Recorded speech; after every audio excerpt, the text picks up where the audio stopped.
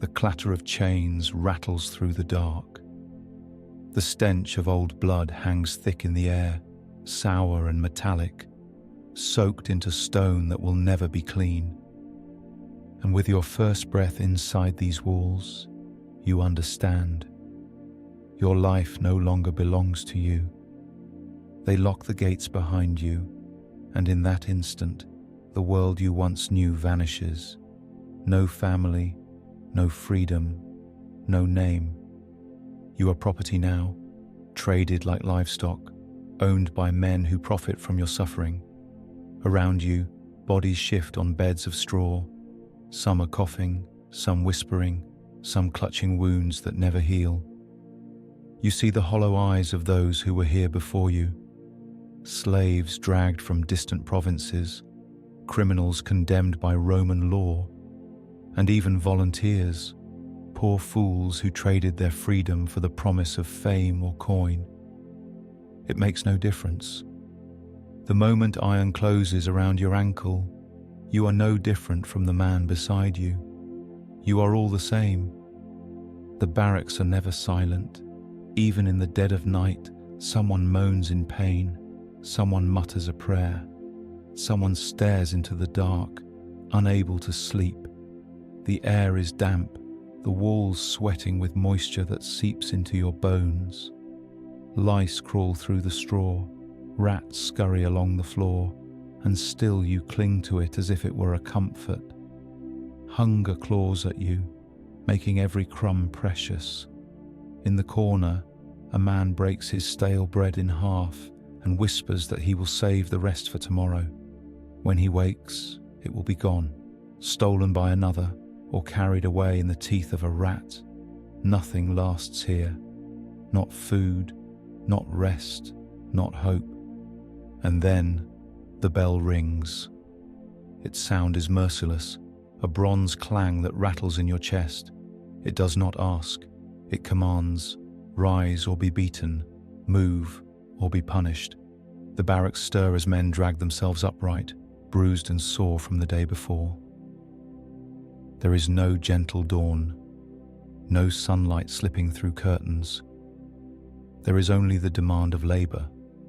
With chains clinking at your ankles, you file into the yard, where the dirt is packed hard with years of blood and footsteps. The trainers are already there, waiting with arms crossed and whips at their sides. This is the beginning of the life, a life where every day you are tested until something inside you breaks. Wooden swords heavier than iron crash into your arms until your muscles burn. Shields drag your shoulders down until your back spasms with pain. Veteran fighters, the doctors, strike without mercy, forcing discipline into your bones with every blow. If you falter, the lash reminds you of your place. If you collapse, you are beaten until you rise again. They tell you this is the path to survival, that only by being broken can you be rebuilt into a fighter strong enough to live.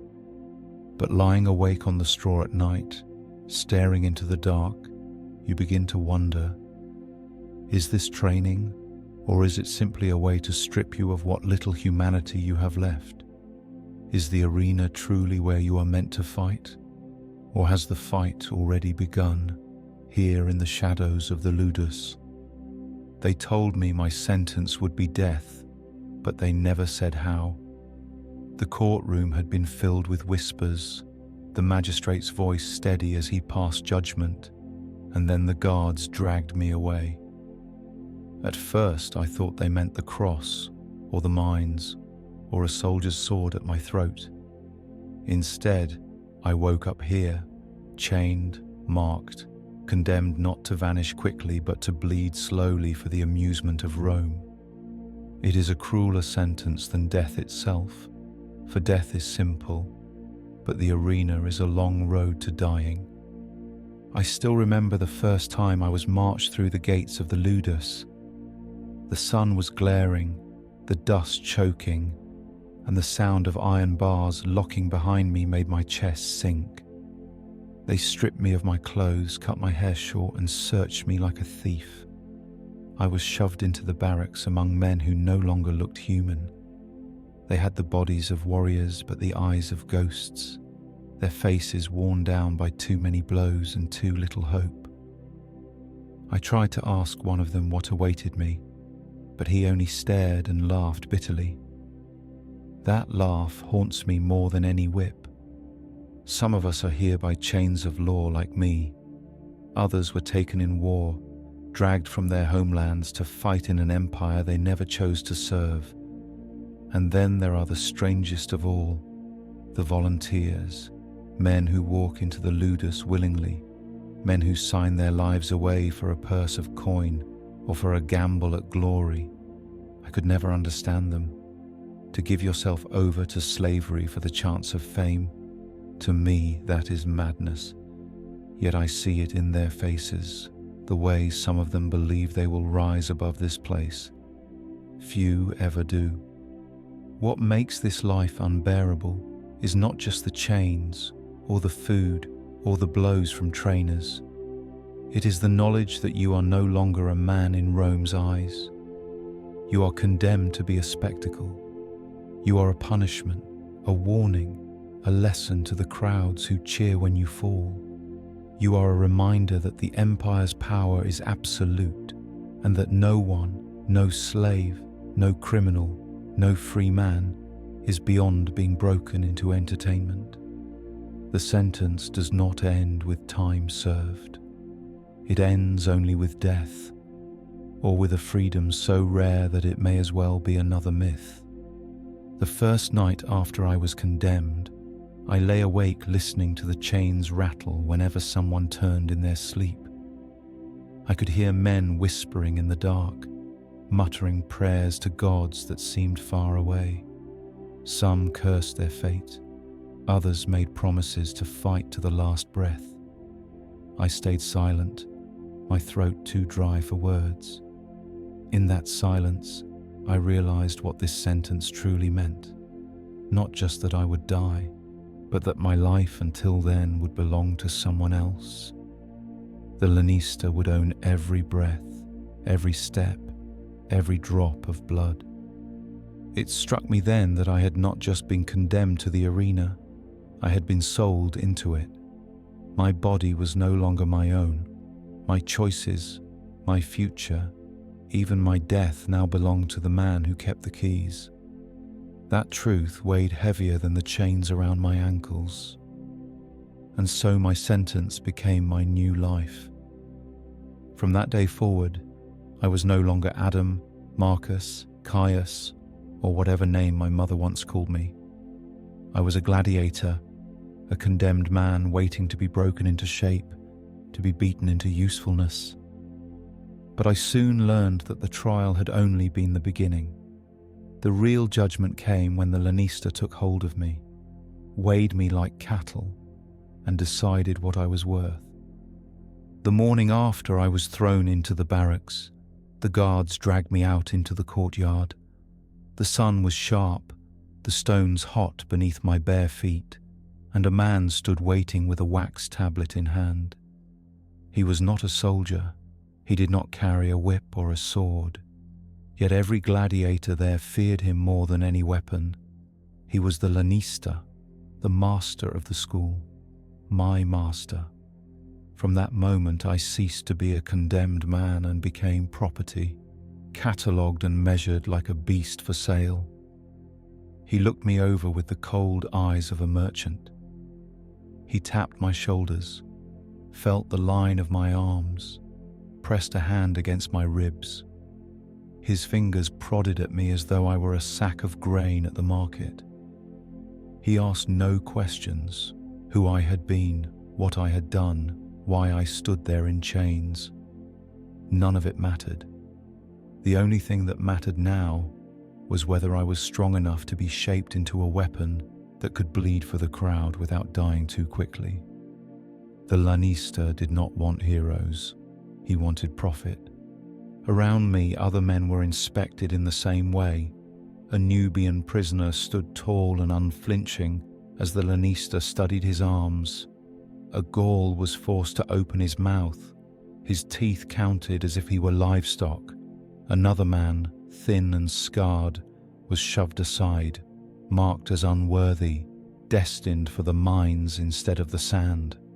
Every decision was made with quick calculation, without hesitation, as though he had done this 1,000 times before, and perhaps he had. To him, we were not men, we were investments. When his eyes settled on me, I tried to meet his gaze. It was not defiance, only instinct, a faint echo of the pride I once carried as a free man. But the look he gave me burned that pride away. He did not see a man staring back at him. He saw numbers, the cost of feeding me, the price I might fetch if I survived long enough to build a name, the return he could expect on his purchase. He nodded once, scribbled something onto the wax tablet and turned away. That was all it took. My life reduced to a line on a page. Later, back in the barracks, the men told me what it meant. I belonged to him now, body and soul. If I fought well, the coin went into his purse. If I died poorly, it was his loss. My victories would be his victories, my scars his proof of ownership. Even if by some miracle I survived long enough to win my freedom, it would still be his gift to grant, not mine to claim. The law itself confirmed it. A gladiator was property, and property could not decide its own fate. The realization came slowly, then all at once, like a weight pressing down on my chest. I was not condemned merely to die. I was condemned to serve, to obey, to be used until the Lannister decided I was no longer worth the bread I consumed. That truth was more suffocating than the chains around my wrists. In that moment, I understood why so many of the men in the barracks had the look of ghosts. Their bodies lived, but their lives had already been sold. That night, as the bell rang and the doors slammed shut, I lay on the straw and stared into the darkness. The Lannister's voice still echoed in my ears, sharp and precise, as he ordered the trainers to prepare us for the yard. Tomorrow, he said, we would begin. Tomorrow we would be tested. And tomorrow I would learn what it meant to be shaped, not as a man, but as a weapon. After the inspection, they shoved me back inside the barracks, and that was when I first saw the place that would become my world. It was no home, no shelter, only a cage dressed as a room, the walls sweated with damp, the stones dark and slick, as though they had absorbed years of misery. Straw was scattered across the floor in uneven patches, flattened and filthy, crawling with lice. Men lay sprawled on it, not out of comfort but exhaustion, their bodies scarred and bruised, their eyes too empty to care. The air was thick with the sour smell of sweat, unwashed bodies, and fear that never left. I sat down in a corner, pulling my knees close, trying not to meet the eyes of the others. Some stared openly, sizing me up, deciding whether I was another rival, another comrade, or another corpse waiting to happen. A few muttered to themselves, their words broken by the tremor of nerves. One man nearby coughed until blood spattered into his hands, and no one moved to help him. That was the first lesson of the barracks. You survived by looking after yourself. Compassion was a weakness that could cost you the little strength you had left. At night, the barracks came alive in a different way. Men groaned in their sleep, jolted awake from dreams that felt too much like memories. Others whispered prayers, names of gods from distant provinces, gods Rome had conquered and forgotten. Some sharpened their scraps of wood or bone against the stone, as if clutching even a sliver of weapon gave them a chance to reclaim power. I tried to sleep, but every time I closed my eyes I felt the chain at my ankle, reminding me that I belonged to another man. Freedom was a dream I could not afford. There was a rhythm to the barracks, a strange pulse that marked every day. Meals came in wooden bowls, thick barley gruel and beans, heavy enough to fill the stomach but tasteless, designed to build weight rather than strength. Fights broke out over the rations, men lunging at each other with cracked bowls and bare fists until the guards stormed in with whips. Wounds were patched crudely, and blood dried on the floor where no one bothered to clean it. It did not matter. The Lanista wanted us alive, not comfortable, and so alive we remained, in whatever broken state that meant. The silence between men was the hardest thing to endure. You could be surrounded by dozens and still feel utterly alone. Every glance carried suspicion, every word a hidden edge. Friendships formed, but they were fragile, built on the knowledge that one day you might face each other in the sand. I stopped trying to speak after the first few nights. The only voices that mattered were the trainers who would soon shape me, and the crowd that would one day decide my fate. Everything else was noise. Still, I learned to listen to the barracks. The cough of an older gladiator meant weakness. The steady breathing of a scarred veteran meant survival. The soft scrape of a man sharpening wood meant he still had the will to fight. Every sound carried meaning.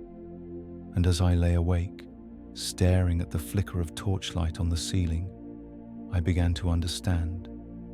The barracks were not just a prison, they were the forge. This was where men were stripped of who they once were, melted down, and beaten into something else entirely. I realized quickly that rest would never come easy here. Each night was broken by the same fear. Would tomorrow be my turn in the yard or in the sand? Every clang of iron, every bark of the guards outside jolted me awake. Sleep was shallow, never safe, and when at last it did come, it was shattered all too soon by the sound that every man in this place hated most, the ringing of the bronze bell.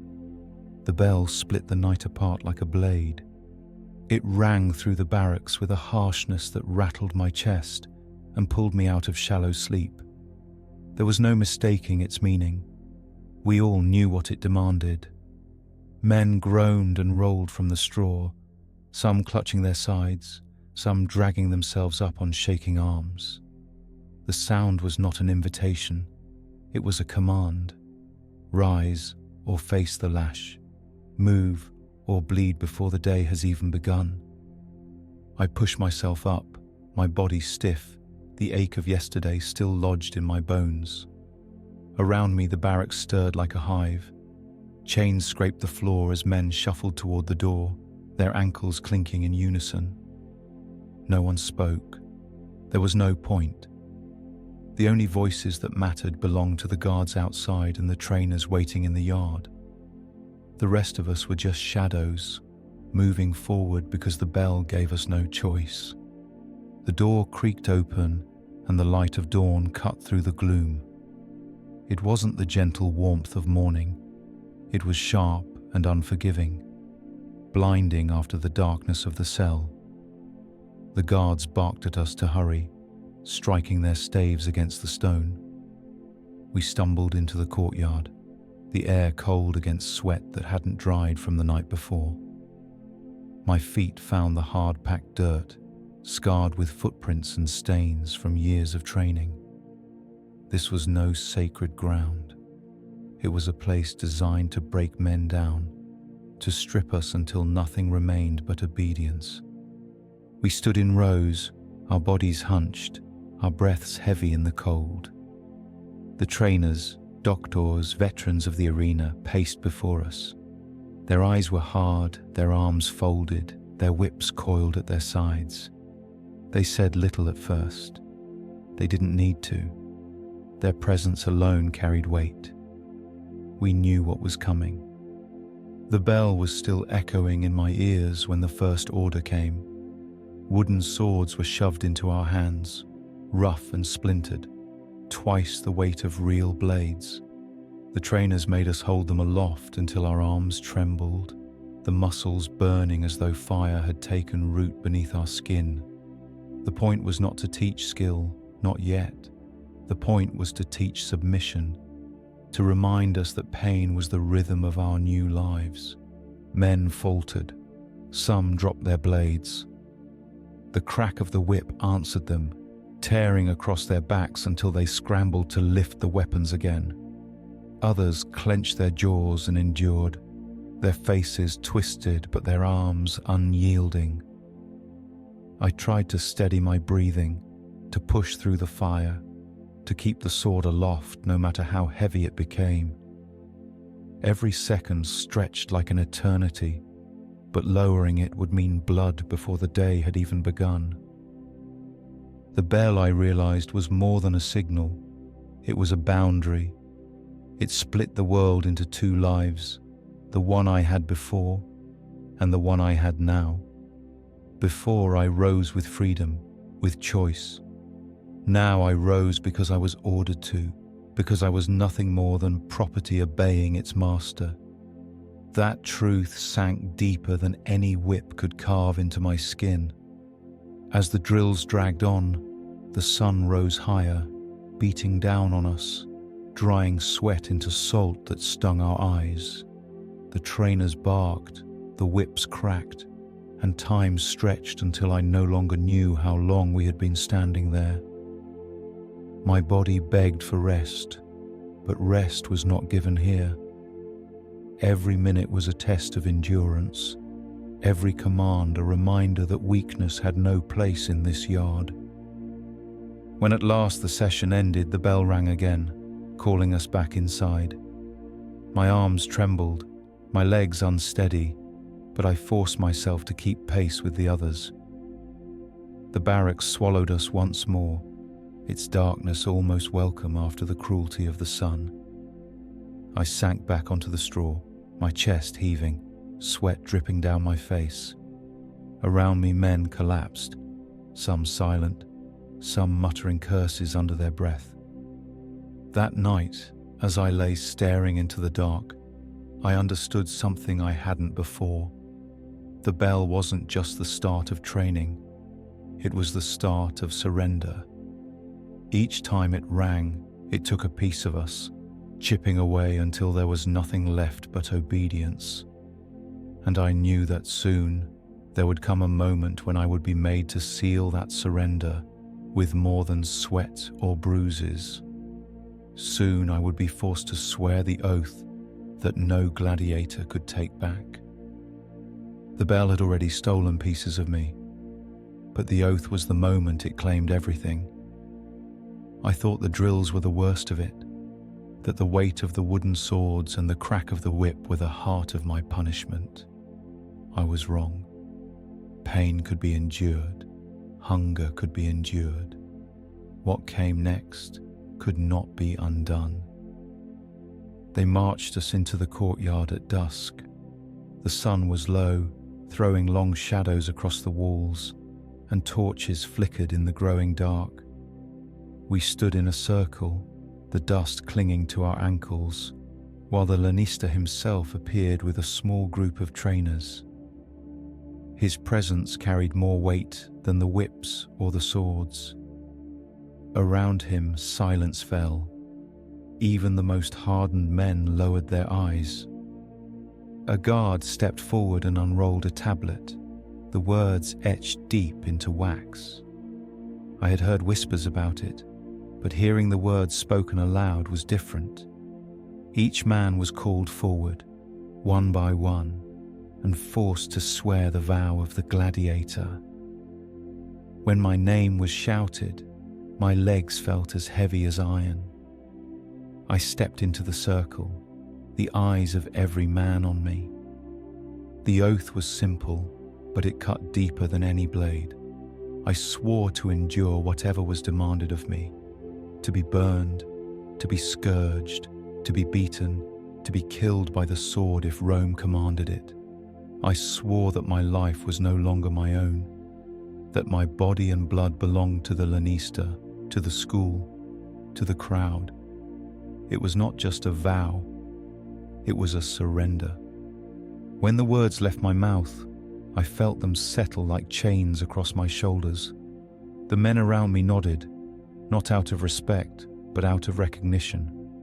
They had spoken the same words once, and like me, they had felt the weight of them. There was no taking it back. A man might break his sword, he might collapse in the yard, he might die in the arena, but he could never unsay the oath. As I stepped back into the circle, something shifted inside me. I no longer thought of myself as a man waiting to die. I was now a man whose death had already been purchased, paid for with a promise I had spoken aloud. That realization hollowed me, yet it also steeled me. If I could no longer fight for my freedom, then I would fight because it was the only thing left. The trainers wasted no time reminding us what the oath meant. That very night, they drove us back into drills, barking orders until our muscles screamed. Every strike of the wooden sword, every lash across the back, was no longer punishment. It was fulfillment of the promise we had made. Each blow was the price of our words. Lying on the straw afterward, sweat burning my eyes, I thought about how cleverly Rome bound us. They didn't just chain our bodies, they chained our tongues. Once you spoke the vow, you carried it with you. Even in your dreams, even in your prayers, it echoed. You swore not just to obey, but to suffer. And so you did. From that night on, there was no illusion of choice. The bell would ring, the yard would fill, the trainers would break us, and we would endure because we had sworn to. The oath hung over every moment, reminding us that we belonged to them until the end. And I began to wonder, as I watched the torches flicker on the barrack walls, what exactly they would shape me into. I was no longer a condemned man learning to obey. I was now a gladiator, sworn to a life of pain. And the next lesson waiting for me was not about vows or words. It was about the role I would be forced to play when they decided what kind of fighter I would become. After the oath, they wasted no time in carving the next piece of my future. The trainers gathered us in the yard, lined us up beneath the rising sun, and began dividing us like soldiers sort through spoils. But this was not about rank or honor. This was about shaping us into instruments, each man molded into a weapon Rome could recognize and use. It was here that I learned the word class did not mean privilege. It meant destiny. One by one, men were singled out and placed into groups. The tall and broad-shouldered were given heavy shields and short swords. They would fight as murmillos, armored and slow, meant to crush their opponents with brute force. Others, wiry and quick, were handed curved blades and smaller shields. They would become Thraces, darting in and out like wasps. A few, unlucky or perhaps fortunate, were stripped almost bare and given only a net and trident. They would be retiarii, mocked by the crowd for their strange weapons, yet feared for the way they could entangle and kill. When my turn came, I stood as straight as I could, though my arms still ached from the wooden swords. The Lanista's eyes studied me briefly before he waved to a trainer. A shield was thrust into my hand, its weight dragging down my arm. A short sword followed, the gladius, plain but sharp, heavy enough to split bone. "Murmillo," the trainer barked, and that was it. My fate decided in a single word. I was not chosen for skill. I was chosen for size, for endurance, for how I might look under the blazing sun with sweat rolling down my chest and a crowd screaming for blood. In that moment, I realized something bitter. You were not shaped by your will here. You were shaped by how others saw you. A man's body determined his role, and once it was given, it stuck to him like a brand. I thought of the retiarius, light and bare, mocked until the moment his net trapped an enemy's throat. I thought of the thraex, quick and agile, dancing across the sand until one misstep ended him, and I thought of myself, locked into the armor and shield of a mamilo, destined to move like a walking fortress, to fight face to face, never hiding, never running. Some men argued, begged for another class. A tall Gaul pleaded that he was fast, not strong, that he could fight as a thraex instead. The trainers laughed and shoved the heavy shield back into his arms. "The crowd doesn't care what you want," one spat. "They care what you look like when you bleed." His words sank into me as surely as the sword weighed down my grip. The class was not about survival, it was about spectacle. Rome demanded variety, and we were the cast in its endless play. That night back in the barracks, I studied the others. The mamillos sat in silence, their shields propped against the walls, already accepting their roles as the Empire's blunt weapons. The retiari were mocked and jeered at, yet I saw in their eyes a glint of defiance. They were underestimated, and perhaps they knew how to use it. Each man carried his class like a curse and a sentence all at once. We were not brothers in arms. We were pieces of a game board, arranged for the pleasure of strangers. I turned the gladius over in my hands, feeling the weight of it, the rough leather grip biting into my skin. It was not just a weapon. It was a reminder that from now on, every movement I made would be shaped by the word murmillo. My destiny was no longer mine to decide. Rome had written it for me. But the assignment was only the beginning. Once you were given your class, the real molding began. The doctors, veteran gladiators who had survived the sand, would take us in hand. They were not teachers in the way I once knew. They were harder than iron, sharper than blades, and they carved their lessons into us with every strike. Once my class was chosen, the weapon and shield in my hands felt heavier than iron chains. But they were nothing compared to the men who stood before us next. They called them doctores, the teachers. Yet they were not like any teacher I had ever known.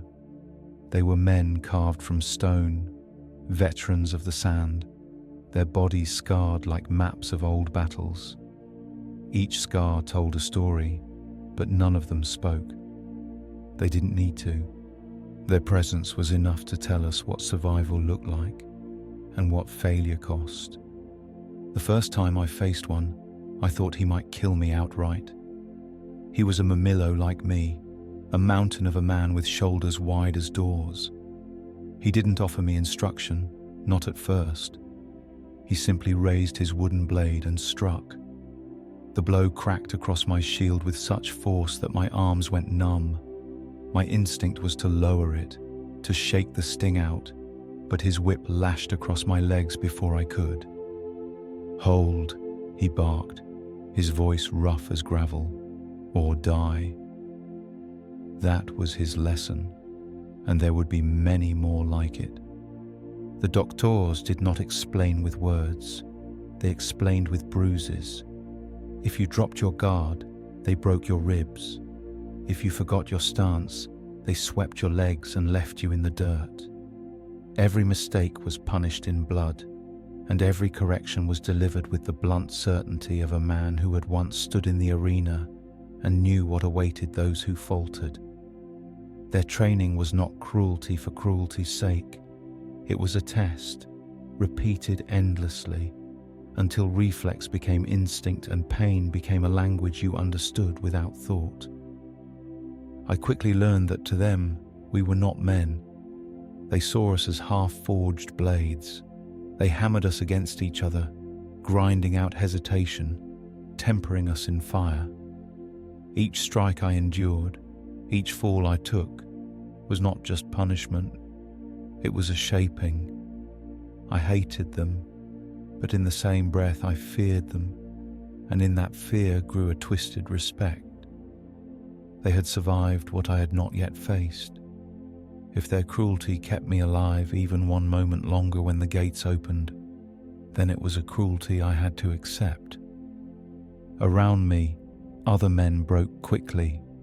One collapsed after a string of blows, his face swollen and bloody. The doctor above him didn't offer pity.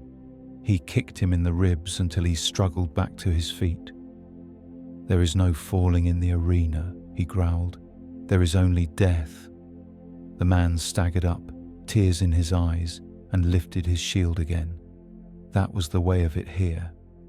You rose, or you suffered until you did. There was no escape, no reprieve. At night, as I lay on the straw, I could still feel their strikes echoing through my body. My arms trembled, my back throbbed, but deeper than that, something else had changed. The drills no longer felt like punishment alone. They felt like preparation. Each bruise, each scar, was a mark etched into me, carving away the man I had been, leaving only the gladiator they demanded I become. And yet, there was no comfort in that thought. For every lesson taught by the doctors, there was another lurking just behind it. If the training itself did not break you, then weakness surely would. And weakness was something Rome punished more harshly than anything else. The doctors taught us with their fists, but it was the punishments that truly carved fear into our bones. Every mistake had a cost, and that cost was pain.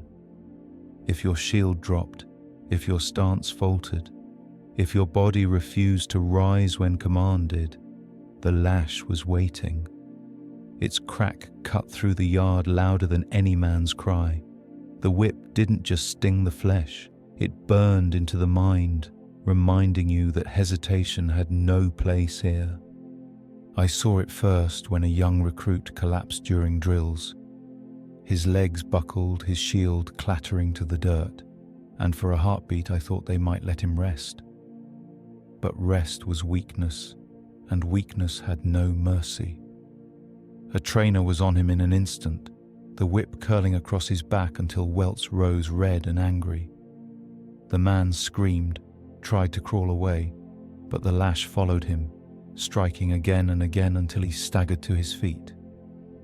His face was pale, his breath ragged, but he lifted the shield once more. That was the lesson. You did not stay down. You stood, or you bled. Hunger was another weapon they used against us. If the doctors decided you had given less than everything, they took your rations. A day without food in that place was more brutal than any strike. The body burned itself from the inside, leaving you hollow, dizzy, shaking. I learned quickly that even if your muscles screamed, you gave every ounce you had, because the price of failing was to starve while others ate their barley gruel. And in the barracks, hunger made men dangerous. More than once, I saw bowls stolen in the dark, fists thrown over scraps, blood spilled over beans. But the punishments went beyond lash and hunger. Shame itself was a weapon. If you faltered, they dragged you before the others and humiliated you, forcing you to repeat your mistake again and again while the rest of us watched. I remember one man forced to lift a shield above his head long after his arms failed. He trembled, sweat pouring down his face, his body quaking like a reed in the wind. The doctor barked at him to hold it higher, to endure, while the rest of us stood silent, knowing that tomorrow it could be us. In this place, you didn't laugh at another's suffering. You learned from it, and you feared it. Every punishment stripped away another layer of who we had once been. Pride meant nothing here. Dignity meant nothing here. The lash, the hunger, the shame. They were chisels, carving us down until only obedience remained. I hated it. I hated the crack of the whip, the hunger gnawing at my stomach, the way men averted their eyes when one of us broke. But hate did not matter. Survival did. And so I endured, as we all endured, because there was no other choice. At night, lying on the straw, I felt the welts burning across my back, the ache in my stomach, the weight of exhaustion pressing down on me. Yet even then, I understood the truth. The punishments were not meant to kill us. They were meant to keep us alive, to force us past limits we didn't know we had. The arena would demand everything, and Rome would not waste coin on men too weak to give it. Still, every time the whip cracked across my skin, every time I saw another man stagger to his feet under blows, I wondered if survival was worth the cost. They were breaking us piece by piece, and I feared that when the time came to fight, there would be nothing left of me but scars and obedience. But the doctors were not finished. Pain alone was not enough to shape us. The next test was worse because it forced us to face the very thing all men dread, the fear of fighting another man, knowing that even in practice, blood could spill and bones could shatter. The lash and the hunger taught us to obey, but it was sparring that taught us what we truly were. Training against a post was one thing. Swinging at shadows in the yard was another. But the day they first ordered us to face each other, I felt my stomach twist. It wasn't the wood or the drills anymore. It was flesh against flesh, men against men, each of us desperate not to look weak, desperate not to be the one carried off the dirt. They called my name and shoved me forward. Across from me stood a Gaul, taller and broader than me, his eyes hard, his grip on the wooden sword tight enough to whiten his knuckles. For a heartbeat, I wanted to believe it was just practice, that neither of us would strike with full force. But the doctors didn't believe in practice. They believed in survival, and survival meant we fought as if the arena gates had already opened. The signal was given, and he came at me fast, his blade slamming into my shield so hard it rattled my teeth. I stumbled back, caught off balance, and the whip cracked across my shoulders before I could recover. "Stand," the trainer barked. Pain drove me forward. Fear drove me faster. I raised my gladius and swung, the wood crashing against his ribs. He grunted, but he didn't stop. We traded blows, each strike heavier than the last, until my arms shook and my legs trembled. There was no rhythm, no thought, only instinct, only the desperate need to survive the moment. The fight ended when he knocked me flat onto the dirt. The air blasted out of my lungs. I rolled, gasping, waiting for the whip, but the doctor only nodded. "Better to fall here than in the arena," he said, his voice sharp. I pushed myself up, every bone aching, but something had changed. I had felt the weight of another man's strength, the realness of his fury, and I understood no drill, no lash, no hunger could prepare you for the terror of a blade aimed at your life. Only sparring could. Around me, other men clashed with equal desperation. Wooden swords splintered against shields. Men collapsed with broken noses, ribs cracked, blood spilled into the dirt. It didn't matter if the weapons were meant for practice.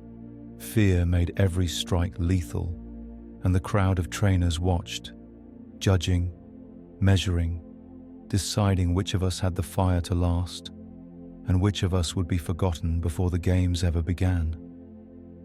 That night, my body ached in new ways.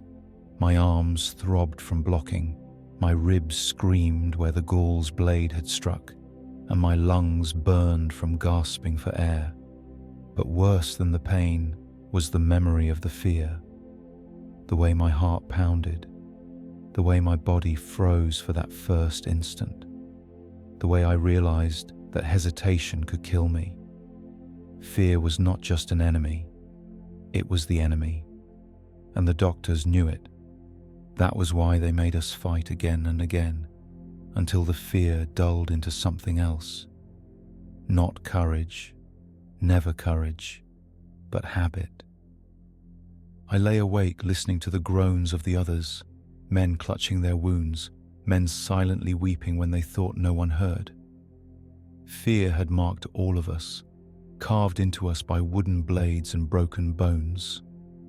But in its place, something new was beginning to grow. Hunger. Hunger to endure, hunger to live, hunger to make sure that when the gates opened and the real crowd screamed, we would not be the ones lying dead in the sand. By then, we had begun to understand that every lash, every punishment, every spar was shaping us into something the Lanista could use. And if the lash and the whip broke our pride, the diet they forced on us began to build us up again in a different way. After the first weeks of sparring, my body screamed for rest, for healing, for strength. What we were given instead was a bowl, not a feast, not meat to repair torn muscles, not wine to dull the pain, just a heavy mixture of barley, beans, and water. The trainers called it fuel, not food. They told us it would make us heavier, harder to cut. That fat was a shield against blades. They did not feed us to keep us healthy. They fed us to keep us alive long enough to bleed in the sand. I remember staring down into that bowl for the first time, the mush thick and bland, clinging to the spoon like paste. Around me, the other men devoured it without hesitation, their faces hollow, their eyes desperate. Hunger left no room for complaint. I followed their lead, forcing it down even as my stomach turned. It filled me, but in the way a stone might fill your gut, weight without satisfaction. Still, the trainers watched closely. If you refused to eat, if you pushed the bowl away, you were punished. Food was not a gift, it was an order. The diet shaped us in ways the whip could not. After days of it, I felt heavier, my body slower, my movements sluggish. My muscles swelled, yes, but it was not the strength of freedom. It was bulk forced upon me, weight that made me clumsy yet harder to knock down. I realized then what the Lanista wanted. He wasn't building warriors. He was building specters of endurance, men who could stand longer, take more blows, bleed more before they fell. The crowd did not cheer for swift fights. They wanted suffering, drawn out, painted across the sand. Some of the men whispered that we were called Hordeari, barley men. The insult carried a sting, but it was true. We were fed like beasts of burden, fattened for slaughter. The free citizens of Rome dined on meat, fish, and bread, while we choked down beans and barley meant for animals. The bitter irony wasn't lost on me. We risked our lives to entertain them, and yet even in our diet, we were beneath them. Yet hunger was stronger than pride. I learned to scrape the bowl clean, to savor every grain, even when it turned my stomach.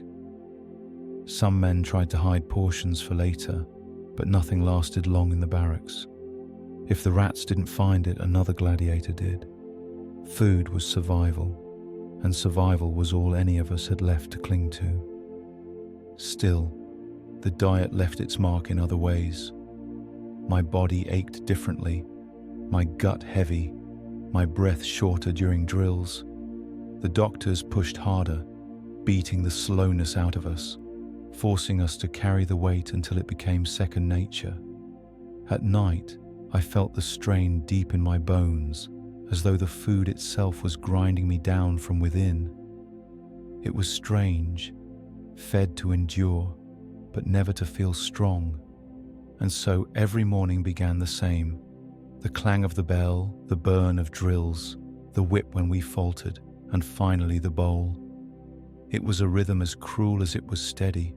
Pain and food, food and pain, a cycle designed not to build men, but to build tools.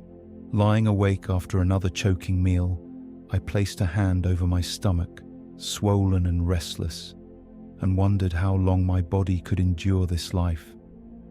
The aches were no longer just from the whip or the sword.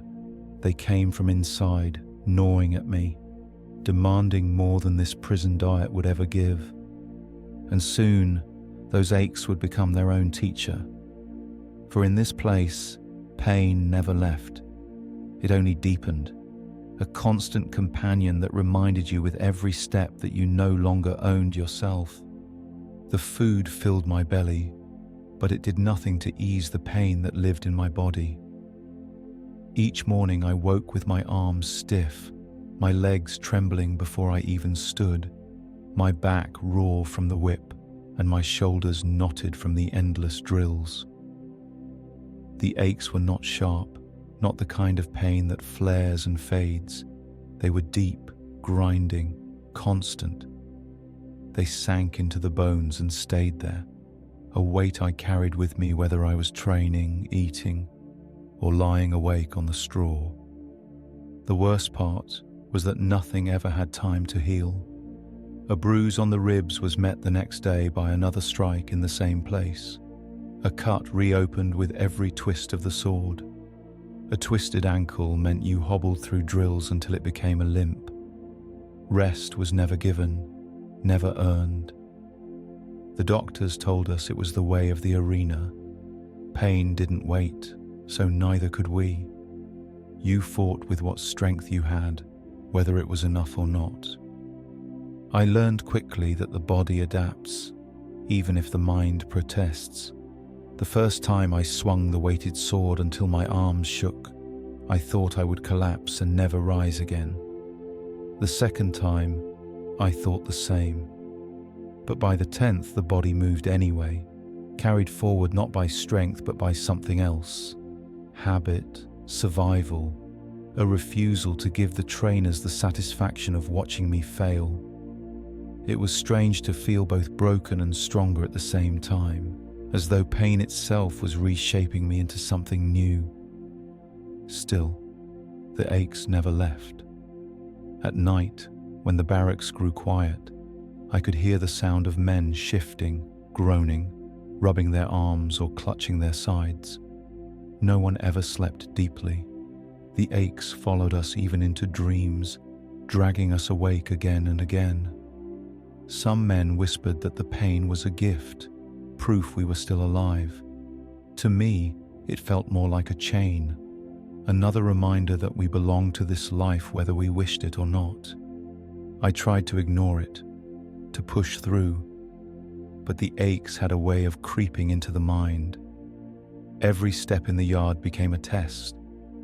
Every time I lifted my shield, my muscles begged me to drop it. Every time I raised the sword, my arms threatened to betray me. And yet, if I gave in even for a breath, the whip was there to remind me that weakness had no place in Rome's games. Pain was constant, but punishment was worse. So I carried both. Over time, I began to notice how the other men bore it. Some clenched their jaws and fought through without complaint. Others cursed under their breath, their rage the only thing that kept them moving. A few, the ones I feared most, grew quiet, their eyes distant, their bodies moving like machines.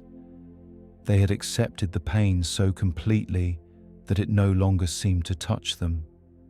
I wondered if that was strength or surrender, and I wasn't sure which fate I feared more. But even in the midst of suffering, something unexpected began to form. As we shared the same aches, the same bruises, the same exhaustion, I realized we were no longer just men thrown together by chance. We were beginning to see each other differently. We recognized the limp in another's step, the wince when he lifted his shield, the shallow breath after a strike. We saw our own pain reflected in each other's bodies, and slowly out of that reflection, bonds began to form. The aches never eased, but they began to feel less heavy when I saw another man carrying the same burden.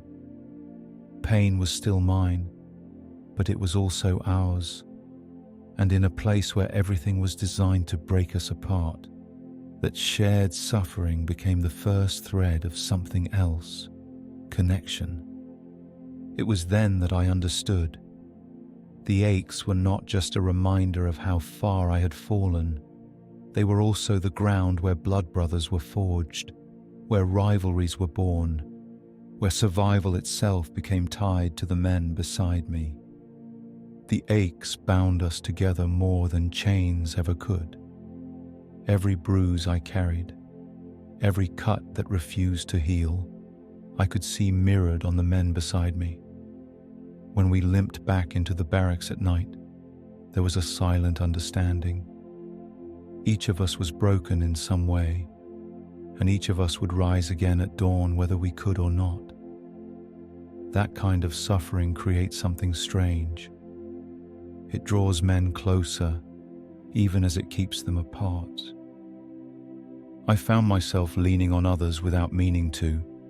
A Gaul once helped me strap my shield when my fingers were too swollen to manage it. Another time, I offered water to a Nubian who had collapsed in the dust, pouring it between his cracked lips until he stirred. Small gestures, nothing more than survival, but in that place they meant everything. We called no one friend, not out loud, but in those quiet moments, I began to feel the edges of brotherhood. Men I had never known before the chains now shared my pain as if it were their own. But as quickly as bonds formed, so too did rivalries. The same man who might lend you a hand today could face you with a blade tomorrow. We never said it, but it lingered in the air with every glance. I remember sparring with a Thracian who fought harder than anyone I had faced. His strikes had a kind of fury that seemed personal, though I had done nothing to him. When it was over, when we stood panting with sweat dripping into our eyes, he gave me a look I'll never forget. Half respect, half warning. In that single stare, I understood that one day we might be ordered to fight, and in that moment, brotherhood would die. That was the cruelest trick of the arena. It forced us to live as both comrades and enemies, to share food and blows in equal measure, to carry each other one moment and cut each other down the next. Every friendship was built on shifting sand, every bond threaded through with the knowledge that steel would one day tear it apart. Still, the need for connection was too strong to ignore. Some nights, after the torches dimmed, men whispered to each other about the lives they once lived. A father spoke of the son he hadn't seen since being captured. Another man described the fields he once ploughed, the smell of wheat in summer.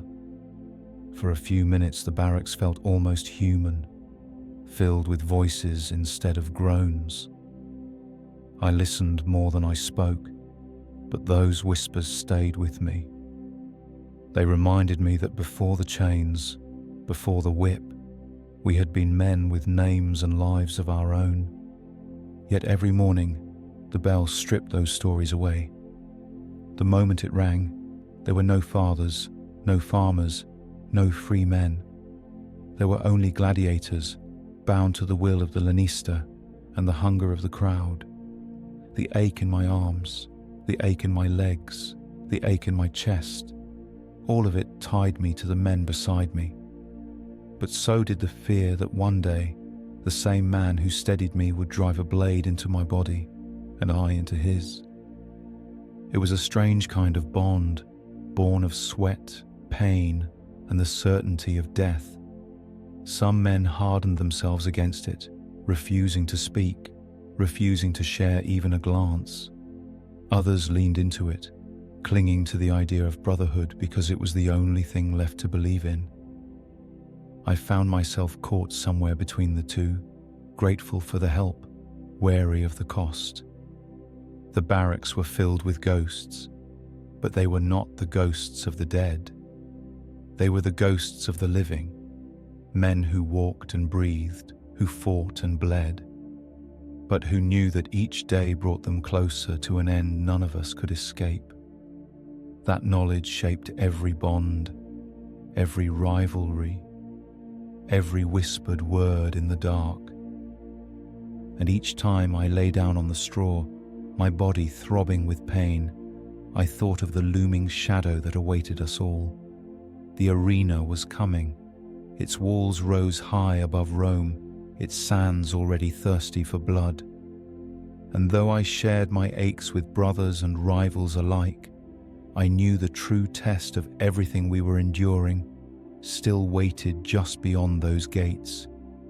The bonds and rivalries of the barracks were one thing, but they were all shadows cast by something larger. Every bruise, every whisper, every stolen glance between brothers and enemies alike pointed toward the same end, the arena. It loomed over us even when we could not see it. The Colosseum's walls rose higher than any fortress, its arches stretching into the sky, its stones gleaming white in the sun. I did not need to stand inside it to feel its weight. Even from the yard, I felt its presence pressing down on me, reminding me that everything I endured in training was only rehearsal for the day those gates opened. The veterans spoke of it in fragments, their voices low, their eyes distant. They said the roar of the crowd was like a storm, a sound that swallowed thought and shook the bones. They said the sand was stained so deep with blood that it never washed away, not even after the rains. They spoke of the blinding sun, of the smell of iron in the air, of the way the eyes of thousands could strip you bare until you were nothing but an animal fighting for survival. I listened to every word, my chest tightening, because no drill in the yard could prepare a man for that. At night, I dreamed of it. I dreamed of the gates groaning open, of stepping into that light, of hearing the crowd scream not my name, but my death. I dreamed of raising my shield, of feeling the gladius tremble in my hand, of knowing that my next breath might be my last. Sometimes I woke drenched in sweat, the sound of the crowd still ringing in my ears. Other times, I lay awake long into the night, staring into the dark, imagining the moment when fear would either crush me or carry me forward. The cruelest part was how close it always felt. Even when weeks passed without a summons, the arena lingered like a shadow at the edge of every day. When I trained, I imagined the sand beneath my feet instead of the dirt of the yard. When I sparred, I imagined the faces of thousands watching, deciding if I lived or died. When I ate, I wondered if the barley I swallowed would give me the strength to last one more moment in that place. The arena was always there, waiting, patient but inevitable. It changed the way I saw the men around me. Every brother, every rival was also a future opponent. I could not look at them without seeing the sand between us, without hearing the crowd demand one of us fall. That knowledge seeped into every interaction. A laugh at night might become a scream by day. A shared bowl of food might become the last kindness before a blade found my throat. The arena twisted every bond, every glance, every word. And still, there was no escaping it.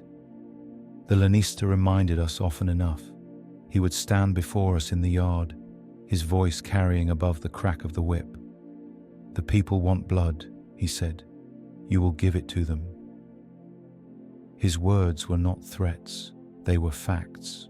Rome demanded spectacle, and we were the fuel that kept its hunger fed. The thought gnawed at me more than the aches, more than the hunger, more than the whip. To be condemned was one thing.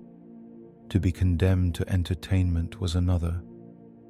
Some nights I tried to imagine what it might feel like if I survived. Would the crowd cheer my name? Would they see me as a hero, even as they spit on me in the streets afterward?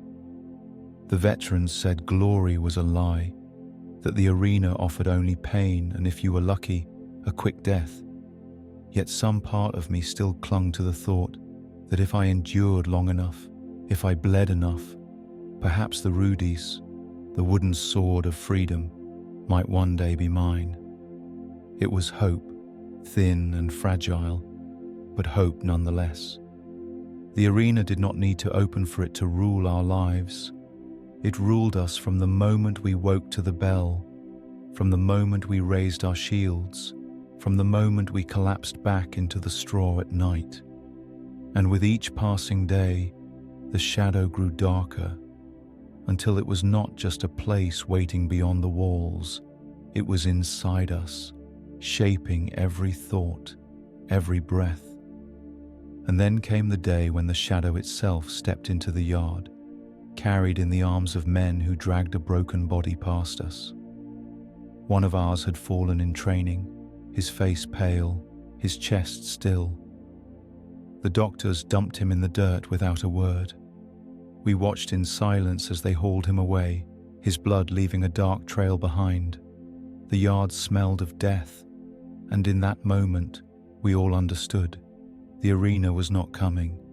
It was already here. The day they dragged that body from the yard, the air changed.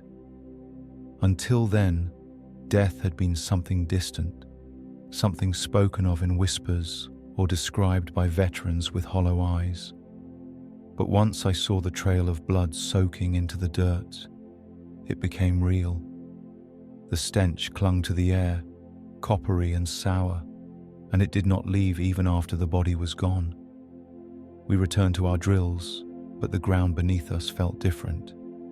Every strike of my sword, every block with my shield, carried the reminder that the man beside me could fall and vanish as easily as the one who had just been carried out. That smell lingered in the barracks as well. I swear it clung to the walls, mixed into the damp stone, seeping into our straw beds. Some nights I woke convinced the corpse still lay beside me. Men coughed, moaned, prayed, but all I could hear was that sickening silence that had followed after he fell. The silence of men realizing how thin the line between training and death really was. The doctors did not speak of it. They barked their orders as if nothing had happened, striking harder, demanding more. To them, death was part of the lesson. Better he died here than in the sand, one muttered as he passed. The words chilled me more than the lash ever had. If even the yard could claim us, what hope was there beyond the gates? I began to notice the smell everywhere after that. The iron tang rising from my own skin when I split a knuckle on the hilt of my sword. The sharp bite of sweat mixed with blood when I clashed with another man in sparring. The acrid stench of old wounds festering on those too weak to heal. It was as if Rome itself demanded we reek of it, so the crowd would never forget what they had come to see. It changed the way I moved through training. Every partner I faced became not just an opponent, but a reminder of my mortality. Each strike landed too hard, each stumble that sent me to the ground made me wonder if I would rise again. Fear had always been in the yard, but now it carried a new edge. The smell of death followed us like a shadow, whispering that any one of us could be next. At night, the barracks grew heavy with it. Some men pressed cloths over their faces, trying to block it out. Others embraced it, smearing their wounds like war paint, muttering that they would not hide from the fate we all shared. I tried not to think of it, but it was impossible. It was in the air I breathed, the clothes I wore, the straw beneath me. I carried it with me, even into my dreams. And yet, as suffocating as it was, that smell also did something strange. It hardened us. The first time I had swung a sword, I was terrified of being hurt. Now, after breathing in that stench for days, I realized the fear had shifted. It was no longer about pain, it was about being forgotten. To die here, to be carried out nameless, faceless, was a fate worse than any lash. Better to stand in the arena and fall under the eyes of thousands than to rot quietly in the shadows of the yard. The smell reminded us constantly that this life was never ours. It belonged to Rome, to the crowd, to the empire that fed on our blood. Each day I felt it stronger, pressing down on me, pulling me closer to the truth. The arena was not waiting in the distance. It was already inside us, carried in every bruise, every scar, every breath. And so when the bell rang again and the gates opened wide, I no longer felt like a man walking into the yard. I felt like a man walking toward the inevitable, toward the moment when the shadow of death would become flesh and sand beneath my feet. When the smell of death became part of us, I thought I had already stepped into the arena in every way that mattered. But the day the guards stormed the barracks and barked for us to rise, I learned I had only been standing at the threshold. This was no drill, no spar, no punishment. This was the day of the games. They herded us into the yard before dawn, the air damp and cool, the torches flickering against stone. We were given armor, pieces that hardly matched, dented from countless men who had worn them before. The leather straps dug into my shoulders, the weight of the helmet pressed on my neck, and already I felt the ache before I had even lifted a weapon. Around me, men fumbled to tie their greaves, some hands trembling too badly to manage. I did not need to ask why. We all knew where we were going. The lanista strode among us, flanked by trainers, his face set like stone. He spoke little, only reminding us of what was expected. Fight well, fight long. The crowd pays for blood, not for cowards.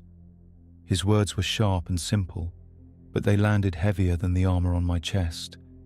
Every man there knew what fight long meant. They wanted us to endure, to suffer in front of the thousands who would soon be screaming for more. When the gates finally opened, the sound hit me first. It was like a wave crashing down, a roar so loud it rattled my chest and drowned out thought. I had imagined it in dreams, but no imagining could prepare me for the reality. The voices of tens of thousands of Romans blended into a single thunder that shook the ground beneath my feet. The light blinded me next, sunlight pouring through the arches until I stumbled forward with my shield raised to block it. And then, the sand.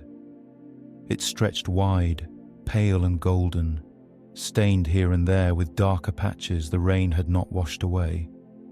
The smell of iron and sweat rose from it, carried on the wind, and I knew it was the same stench I had lived with in the barracks, only now it was magnified 1,000 times. My boots sank into it, heavier than the dirt of the yard, clinging to me as though it wanted to hold me there. The crowd roared louder as we stepped into formation. Some cheered, some jeered, but all of them demanded. They didn't see men, they saw entertainment, shadows on a stage built for their amusement. I scanned the stands, endless rows of faces, and for the first time I understood how truly small I was.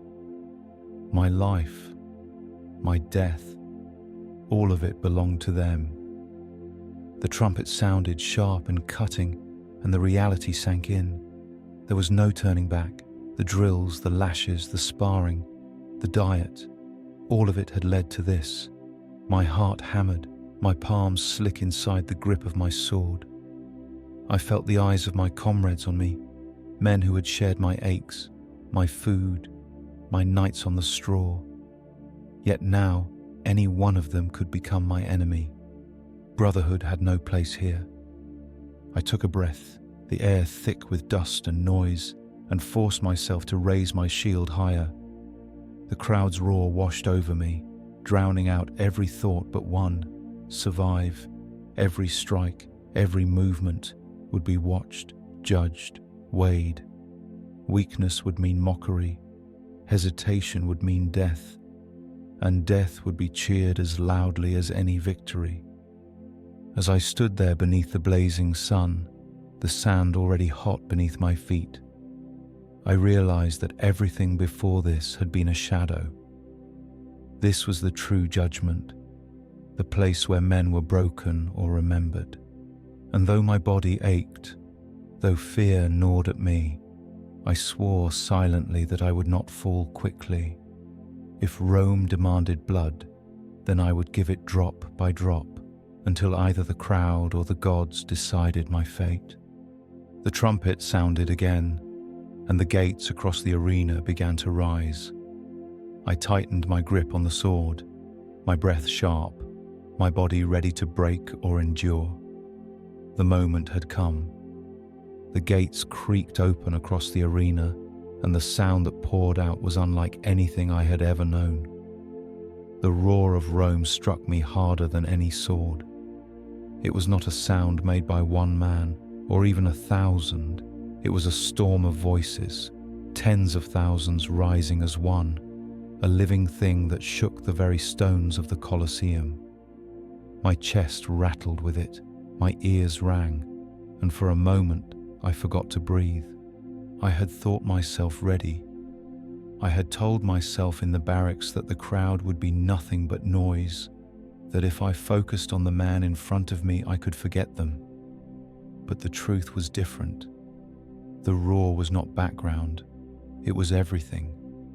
It pressed against me from all sides, a weight as heavy as my armor, smothering every thought. I could not shut it out. It was inside me, filling me, reminding me that every eye in that place watched for the moment I fell. The veterans had warned us. They said the roar could unman even the strongest fighter, that it turned legs to water and hands to stone. I felt it now, my shield trembling in my grip, my sword slick with sweat before a single strike had been made. The Gaul beside me muttered a prayer to his gods, his lips moving too fast to follow. Another man spat into the sand, forcing bravado into his voice as he shouted back at the crowd. But I could see it in all their eyes. The roar reached them too. No one was untouched by it. The announcer's voice boomed over the thunder, calling our names, our origins, our fates. I hardly heard mine. The crowd responded, cheering not for me, but for what I represented. Another life to be spent, another body to be broken for their amusement. To them, I was not Marcus, or slave, or free man. I was a murmillo, a sword and shield with blood waiting inside. When the trumpet blasted again, the crowd surged louder still. The noise no longer felt like sound, but like a tide, rushing over me, dragging me forward. I realized then what the roar truly was. It was not just hunger, it was power. The crowd decided everything: the pace of the fight, the mercy of the victor, the fate of the fallen. Even the emperor listened to them, his thumb rising or falling to their cries. The roar was more than noise. It was judgment, and it could not be escaped. I forced myself to breathe, to steady my hands, to see past the blur of faces. My opponent stood across the sand, shield raised, eyes locked on mine. For a heartbeat, the world narrowed to him alone, and the roar became a distant hum. But then he lunged, and the crowd erupted again, and I was reminded that we were not fighting for ourselves. We were fighting for them. Every clash of our blades fed their hunger. Every wound spilled into the sand drew their cheers. The fight blurred in the noise. My sword struck his shield. My shoulder slammed into his chest. My body moved as it had been drilled 1,000 times. Pain shot through my arm as his blade scraped across it, but I barely felt it. The roar swallowed everything, numbing the senses, turning pain into something distant. I struck back, harder, faster, because the crowd demanded it, because survival demanded it. And when he staggered, when his knee buckled and his shield dropped, the roar rose higher, a thunderous cry that made the very air vibrate. They wanted blood. They wanted an ending. I lifted my sword, my chest heaving, and for a breath I held the power in my hands, not over my opponent, not even over my own life, but over the crowd. Their roar fed me, drove me, terrified me. The fight ended not with silence, but with another wave of sound, deafening and endless. I staggered back, blood dripping from my arm, my body shaking from exhaustion. The crowd cheered. Whether for me or against me, I could not tell. It did not matter. The roar had claimed me as surely as the chains once had. I belonged to it now. And as I stood there, chest rising and falling, I realized something darker still. The roar would follow me back into the barracks. It would echo in my dreams, haunt my nights, drive me to fight harder the next time. It was not just a sound in the arena. It was a shadow that clung to you forever. The roar still echoed in my chest when the weight of the armor began to crush me. At first, I had been too blinded by the noise, too shaken by the crowd to notice. But as the fight dragged on, every piece strapped to my body grew heavier, dragging me down with each movement. The helmet pressed against my skull, the narrow slit stealing half my sight. The shield gnawed into my arm, the leather biting until my muscles went numb. Even the greaves on my legs felt like shackles, each step slower than the one before. I had trained with armor before, but the yard was nothing like this. Out there, under the burning sun, with the roar of Rome pressing into my bones, the weight doubled. Each breath felt thick, the air stifled inside the helmet, sweat pooling until it stung my eyes. I shifted the shield from one arm to the other, desperate for relief, but there was none. The armor was not just gear, it was another opponent, pulling at me, wearing me down, waiting for me to stumble so my enemy could finish what it had started. The crowd didn't see that. They saw only the clash of steel, the flash of blades, the spray of blood. They cheered for strength, but they never felt the burden. To them, the armor made us warriors, larger than life, shining under the sun. To us, it was a chain we could never remove until the fight ended. I wondered then if that was Rome's cruelest trick, making us look like heroes while we suffocated inside our shells. My opponent's armor dragged at him as well. I could see it in the way his chest heaved, the way his strikes slowed, the way his shield sagged when he thought no one was looking. We were both trapped, both drowning under the same weight, yet neither of us could show it. To reveal weakness was to invite the crowd to turn, to beg for your death instead of your victory. So we raised our shields higher, swung our swords harder, and pretended we were made of iron even as the armor bent us toward the dirt. I remember one moment when the sun caught the edge of my helmet, blinding me. For a heartbeat I saw nothing but light, felt nothing but heat, and panic surged in my chest. I wanted to rip the thing off, to breathe air that wasn't stifled by iron. But I couldn't. To strip it away would be to admit defeat. So I bore it, choking on my own sweat, swinging blind until my vision cleared. That was the lesson the armor taught. You fought not only your enemy, but the very weight of survival strapped to your body. When the trumpet finally sounded and the fight was called, I staggered back toward the gates, every muscle trembling. The helmet was yanked off my head, and the air hit me like water after thirst. I gulped it down, my chest heaving, my body weak. The shield slipped from my hand, my arm too numb to hold it any longer. For a moment, I thought I might collapse right there in the sand, but the guards shoved us forward, barking for us to move, and somehow my legs obeyed. Back in the barracks, I collapsed onto the straw, my body still carrying the phantom weight. Even without the armor, I could feel it pressing on me, a heaviness that would never leave. I realized then that Rome had given us two chains. One was iron, the other was spectacle. Both bound us just as tightly, and as I lay there, sweat cooling on my skin, I understood something else. The armor would always be there.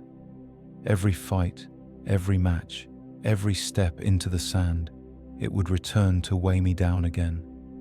And worse still, the crowd would never see the burden. They would only see the blood. The thought lingered as I drifted into restless sleep, my arms still aching as if the shield was strapped to them. I knew that next time, when the trumpet called again, I would carry that weight once more, and the only thing heavier than the armor would be the moment the sand turned red beneath me. Even after the armor was stripped away, the weight of it lingered in my bones. My arms trembled as though the shield was still there.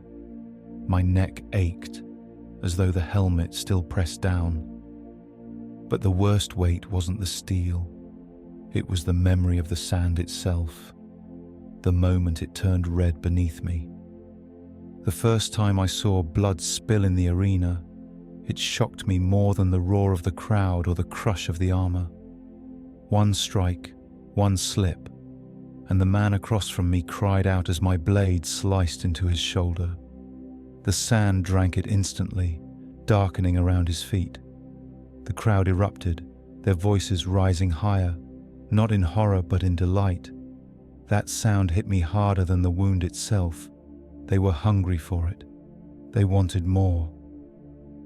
I froze for a breath, staring at the red spreading across the ground. Until then, fighting had been drills, sparring, lashes, pain without consequence. But now the blood was real, and it was his, drawn by my hand. I should have felt triumph. Instead, I felt the world shift beneath me, as if a line had been crossed I could never step back from. The doctors had told us to expect it, but words never matched the sight, the smell, the way it clung to the air. My opponent did not fall. He roared and came at me harder, his pain turning into rage, and the fight became something raw. Every strike rattled my bones, every clash sent sparks of agony through my arm, but I fought because I had no choice. Around us the crowd screamed louder with every blow, their hunger swelling as blood splattered across the sand. It was not just survival now, it was performance. The more we bled, the more they cheered. At one point he slammed into me, driving me back. My shield hit the dirt, and suddenly I was staring up at him with the sun blinding my eyes. His sword came down, and I barely twisted aside, feeling the blade cut across my arm. Pain exploded, hot and sharp, and now my blood mixed with his in the sand. The crowd roared again, louder still, thrilled not by my suffering or his, but by the spectacle of it. We were fuel for their excitement, and the blood was proof we were giving them what they wanted. Something changed in me then. The fear that had threatened to paralyze me shifted into something else, a desperate fury to survive, I drove forward, striking wildly until he staggered. The sand beneath us was smeared dark, our breaths ragged, our bodies shaking. By the time the trumpet called the fight to an end, I was barely standing. The blood on my arm dripped steady, soaking into my grip on the sword. I didn't know if the crowd cheered for me, or for him, or simply for the violence we had given them. It didn't matter. The sand was stained, and Rome was satisfied. When I returned to the barracks, I could still smell it. The iron tang clung to my skin, seeped into the cuts on my arm, lingered in my nose long after the arena was behind me. Men sat in silence, staring at their wounds, each of us knowing the same truth. The sand would never be clean again. Once you spilled blood there, part of you stayed with it. I lay awake that night, my body throbbing, my arm burning, and I realized the arena had claimed me. Not just my sweat, not just my strength, but my blood itself. And I knew the next time the gates opened, it would claim more. The sands still stained my skin when I learned the cruelest truth of all. Survival in the arena did not end with the fight. Even when a man fell, even when the sword was knocked from his hand and the blood poured freely, his fate was not decided by his opponent. It was decided by the crowd. I saw it happen the first time after my own blood had dried into crust along my arm. A Thracian was struck down in the sand, his shield shattered, his chest heaving as he raised an empty hand in surrender. The Mamilio above him lifted his sword, the tip aimed for the throat, but he did not finish it. He turned, raising his eyes to the stands. The crowd roared back, voices merging into one terrible cry, hands outstretched with thumbs pointing flat or down. The emperor leaned forward on his throne, listening, watching, letting the mob guide his judgment. And in that moment, the Thracian's life hung not on his skill, not on his will to live, but on the whim of strangers. The roar grew louder, calling for blood. The emperor lowered his hand, the signal given, and the Mamilio struck. The Thracian jerked once, then lay still, his blood soaking into the sand. The crowd erupted, not in sorrow, not in silence, but in thunderous delight. They cheered his death as though it were a gift.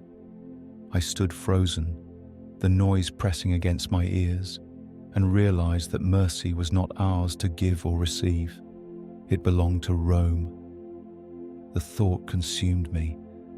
Every time I lifted my sword, every time I raised my shield, I wondered if I would one day kneel in the sand, my chest rising and falling as I begged for life, only to hear the crowd demand my death, to know that your final breath could be decided by the wave of a hand or the shout of a mob. It twisted inside me worse than the lash, worse than the hunger, worse than any wound. And yet I could not deny the truth. There was power in it too. If you fought with fury, if you bled enough, if you gave the crowd the spectacle they craved, sometimes they shouted for mercy. Sometimes they demanded that a man be spared, not because they cared for his life, but because they wanted to see him suffer again another day. To win mercy was not to win freedom. It was to win another chance to bleed. I tried to tell myself I would be strong enough, skilled enough, ruthless enough to earn the crowd's favor. But the fear lingered all the same. No matter how hard I fought, no matter how long I endured, in the end it was never mine to decide. The crowd could lift you up one day and cast you down the next, and you could do nothing but wait for their judgment. That night, lying in the barracks, I could still see the Thracian's face in the dirt, his eyes wide as the sword came down. I could still hear the roar as his life spilled out onto the sand. It was a sound that would follow me until my own end came. And I knew then that every fight I survived, every step I took back through those gates, was only a delay. One day I would be the man lying there, staring up at the sky, waiting for a thumb to rise or fall. After watching the Thracian's life end beneath the roar of the crowd, I began to understand the illusion Rome wrapped us in. To the mob, to the emperor, even to the children in the stands, we were more than men. We were legends in the making. They shouted our names, sang of our victories, spoke of us as if we were giants carved from marble. But when the gates closed and the cheering faded, that glory dissolved like mist. What remained was the same truth that had haunted me since the day of my sentence. We were slaves, property, nothing more. I felt it most when we returned to the barracks after a fight. My ears still rang with the roar, my chest still heaved with the rush of battle, and for a fleeting moment, I almost believed I was more than what they called me. For a heartbeat, the crowd's cheers made me think I mattered. But then the door slammed behind us, the darkness wrapped around us, and the stink of sweat and blood reminded me of who I truly was. The glory stayed outside with the free citizens who went home to their families, to their meals, to their lives untouched by chains. In the streets, the truth was harsher still. On rare days when we were marched through the city, I caught the looks people gave us. Some stared in awe, whispering as though they saw heroes. Others spat, muttering that we were nothing but criminals and beasts. Never once did I see the look given to a free man, to a citizen. No matter how loudly they cheered in the arena, outside it we were filth. The same voices that shouted our names by day cursed us by night. The veterans warned us not to be fooled by the glory. They said the cheers were not for us, but for the spectacle, for the violence, for the reminder that Rome ruled not only its enemies, but its own. We were walking proof of its power, men stripped of freedom, forced to fight and made to look noble while dying in the dirt. Glory was the trick that kept us moving, the lie that made some men believe their suffering meant something greater than it did. And yet, despite knowing this, I still felt it. When the crowd shouted, when the stands shook with their voices, some part of me wanted to believe it was real. Some part of me clung to the idea that maybe, just maybe, I could become something more than a slave. But when the pain returned, when the armor pressed into my shoulders and the lash cracked across my back, I remembered what the roar had hidden. The glory belonged to Rome. The scars belonged to me. That night, as I lay staring into the dark, I felt the weight of it pressing down heavier than the armor ever had. To be lifted up in the eyes of thousands, only to be cast back into chains, it was worse than punishment. It was a reminder that I would never escape what I was. The glory was theirs, the shame was mine, and there was no wall high enough, no cheer loud enough to change that truth. The roar would call for me again soon, demanding more blood, more sweat, more pain, and when it came I would rise because I had no choice. But deep inside, I knew better than to mistake their shouts for honor. The crowd could paint me as a hero all they liked, but the brand I carried told the real story. The false glory clung to me for only as long as the roar echoed in my ears. Once the noise faded, what remained was the mark that could never be erased. The Lanista reminded us often enough. A gladiator was not a citizen, not a man of honor, not even a true soldier of Rome. We were property, and Rome wanted us branded as such. I still remember the day they pressed the iron to my skin.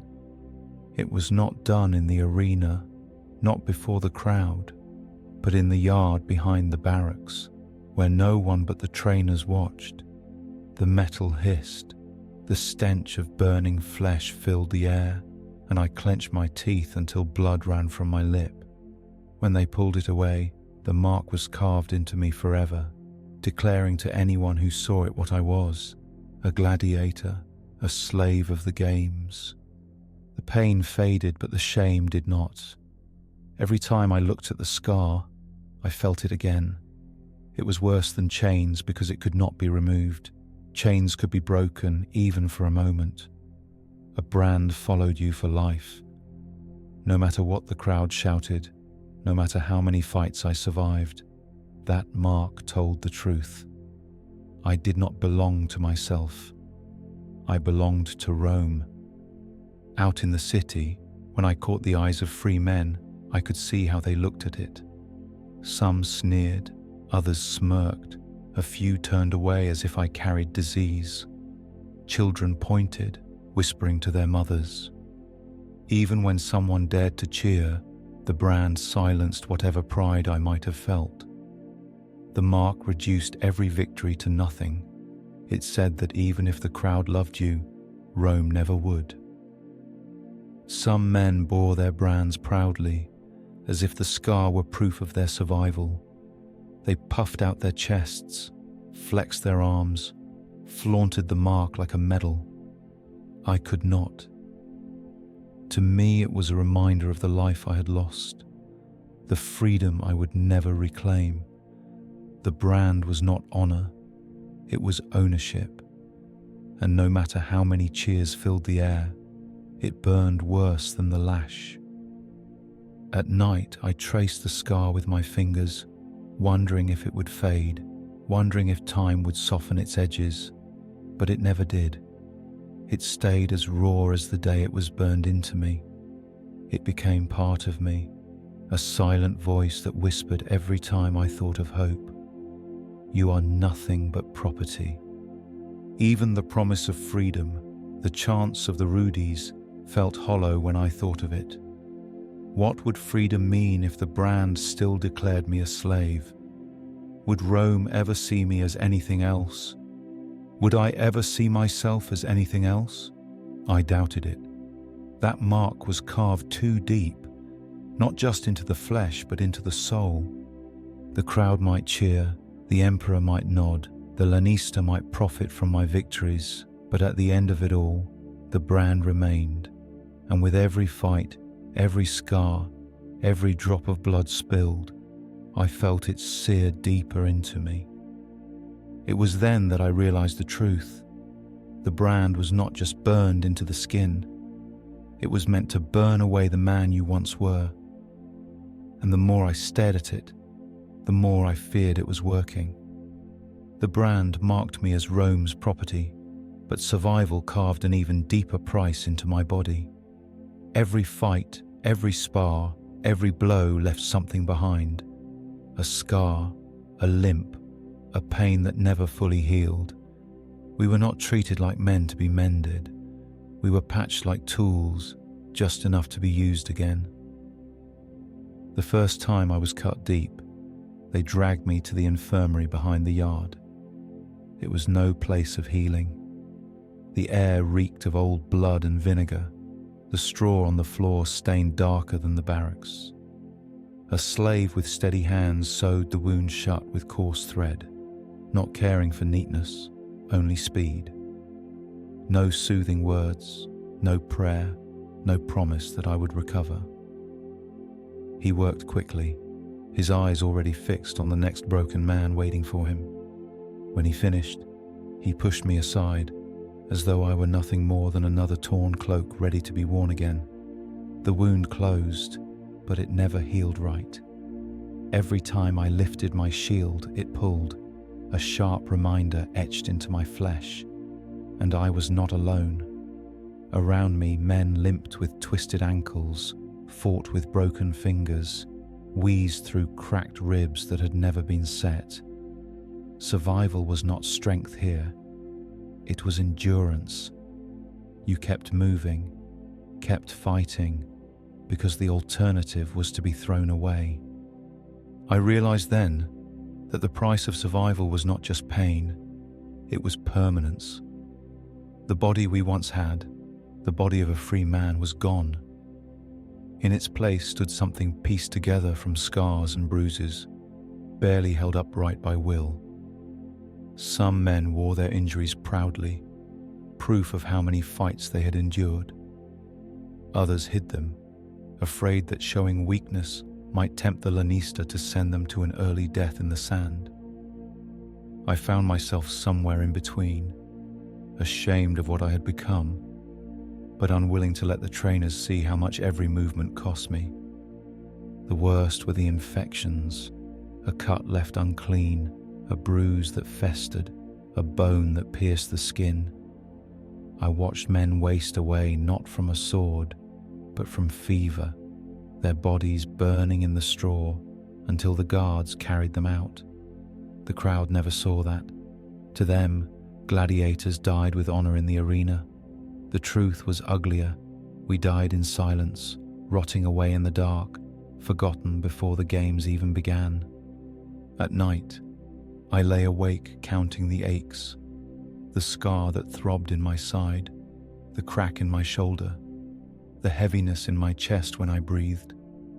Each one was a tally of survival, but also a reminder that I was breaking down piece by piece. I wondered how long a body could endure this cycle before it simply gave out. Perhaps that was the real test. Who could outlast the pain long enough to keep fighting for the crowd? And yet, even as the injuries piled higher, I still rose when the bell rang. I still strapped on the shield, still lifted the sword, still stepped into the yard. Not because I believed I was strong, but because there was no other path. In this life, survival was its own punishment. You lived on only to suffer again. The brand burned on my skin, the scars burned deeper, and together they told the same story. I was no longer who I had been. I was a patchwork of wounds and shame, held together only by the will to keep breathing. And I knew that as long as I endured, the price would only climb higher. The scars on my body told the story of survival, but they carried something else with them: fear. It was not the sudden fear of a blade cutting close or the whip snapping across my back. It was deeper, slower, and it never left. It was the knowledge that no matter how many fights I endured, another always waited. The moment one wound closed, the next would be opened. The cycle never stopped. I woke with it in the barracks, before the bell even rang. My chest tightened as I wondered if today would be the day my name was called, if the gates would open and the crowd would scream for my blood. Even on the mornings when we trained instead of fought, the fear still lingered. Every drill, every strike, every blow from the doctors was a rehearsal for death. And death, I knew, did not care how ready I thought I was. The worst moments were not in the yard or the arena. They were in the silence before, standing in line, waiting for the gate to rise, listening to the muffled roar of the crowd beyond. My stomach turned to stone, my hands damp against the grip of the sword. I could hear my own breath echoing inside the helmet, each exhale too fast, too shallow. That was when fear was sharpest, when nothing had begun yet, but everything could end. Some men fought it with bravado. They shouted, laughed, even taunted the crowd as if courage alone could drown the dread. Others grew silent, their faces pale, their eyes far away, already imagining the blade that might find them. I tried to keep myself steady, to breathe slow, to remind myself I had endured before and could endure again. But fear did not care for reason. It gnawed at the mind like rats on grain, always hungry, always returning. Even in the barracks at night, when the torches burned low and men tried to rest, I felt it pressing down on me. The straw scratched at my skin, the air thick with sweat and sickness, and still my thoughts circled back to the same question. When will it be me? I could see it in the eyes of others too. We all carried the same shadow. Every groan in the dark, every cough, every restless shuffle was haunted by the same fear. And yet, we lived with it because there was no choice.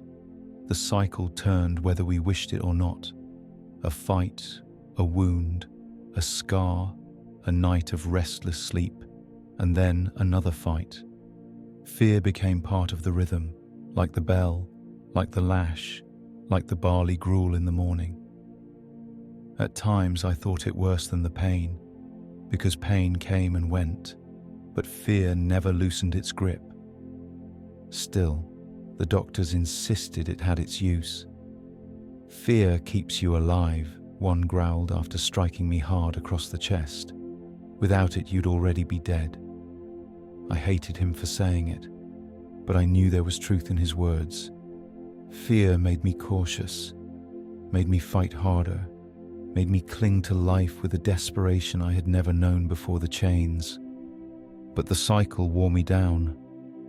I could feel it in my bones, in the heaviness of each step, in the way my breath caught when I thought of the arena.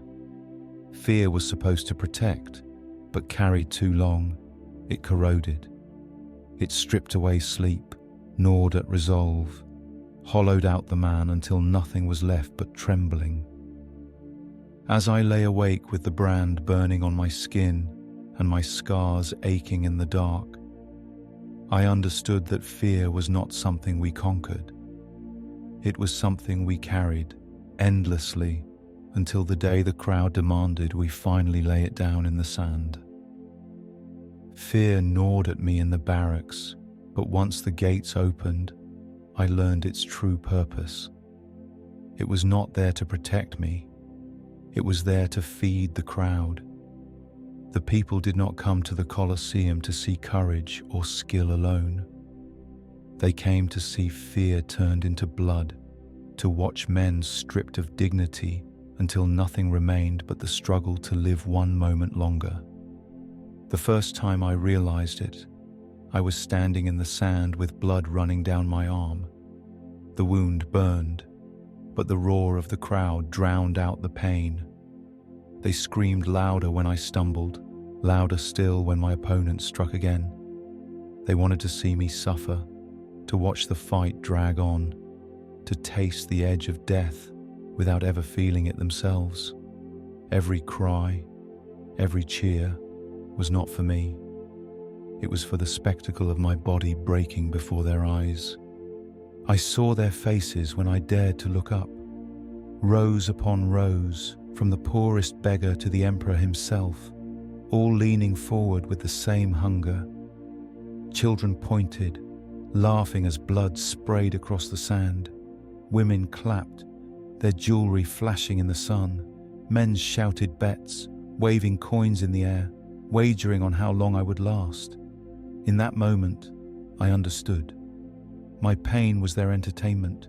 My fear was their excitement. My life was their pastime. It was a cruel theatre, and we were its actors. Every stumble drew laughter. Every scream drew cheers. Every death drew thunderous applause. I had thought my fate was my own, that I fought to survive. But in truth, I fought to amuse. The Lanista had been right. Glory was a lie. What mattered to Rome was not the man beneath the armor, but the blood that stained it. Back in the barracks, the truth followed us. Men compared the cheers they'd earned, argued over which wounds had drawn the loudest cries. Some boasted that the crowd had begged for their lives to be spared. Others cursed that the mob had demanded their death. We measured our worth not in victories, not in scars, but in how loudly Rome had roared when we bled. Survival was only half the battle. The other half was whether we entertained them enough to be called back again. At night, I could still hear it, the laughter, the gasps, the endless clamor rising above me as I fought for my life. It pressed against me in the dark, louder than the snores of the men beside me, sharper than the ache in my ribs. It haunted me more than the whip, because it was not punishment, it was pleasure. They enjoyed our pain. They demanded it, paid for it, celebrated it, and we gave it to them because we had no choice. The fear remained, but it changed shape. No longer was I only afraid of death. I was afraid of silence, afraid that if I fell and the crowd did not roar, my end would mean nothing. To die forgotten in the sand was worse than to die screaming. Rome had twisted even that, turning death itself into another performance. So when the bell rang, when the trumpet sounded, when the gates groaned open, I stepped forward, not just to fight, but to give them what they wanted.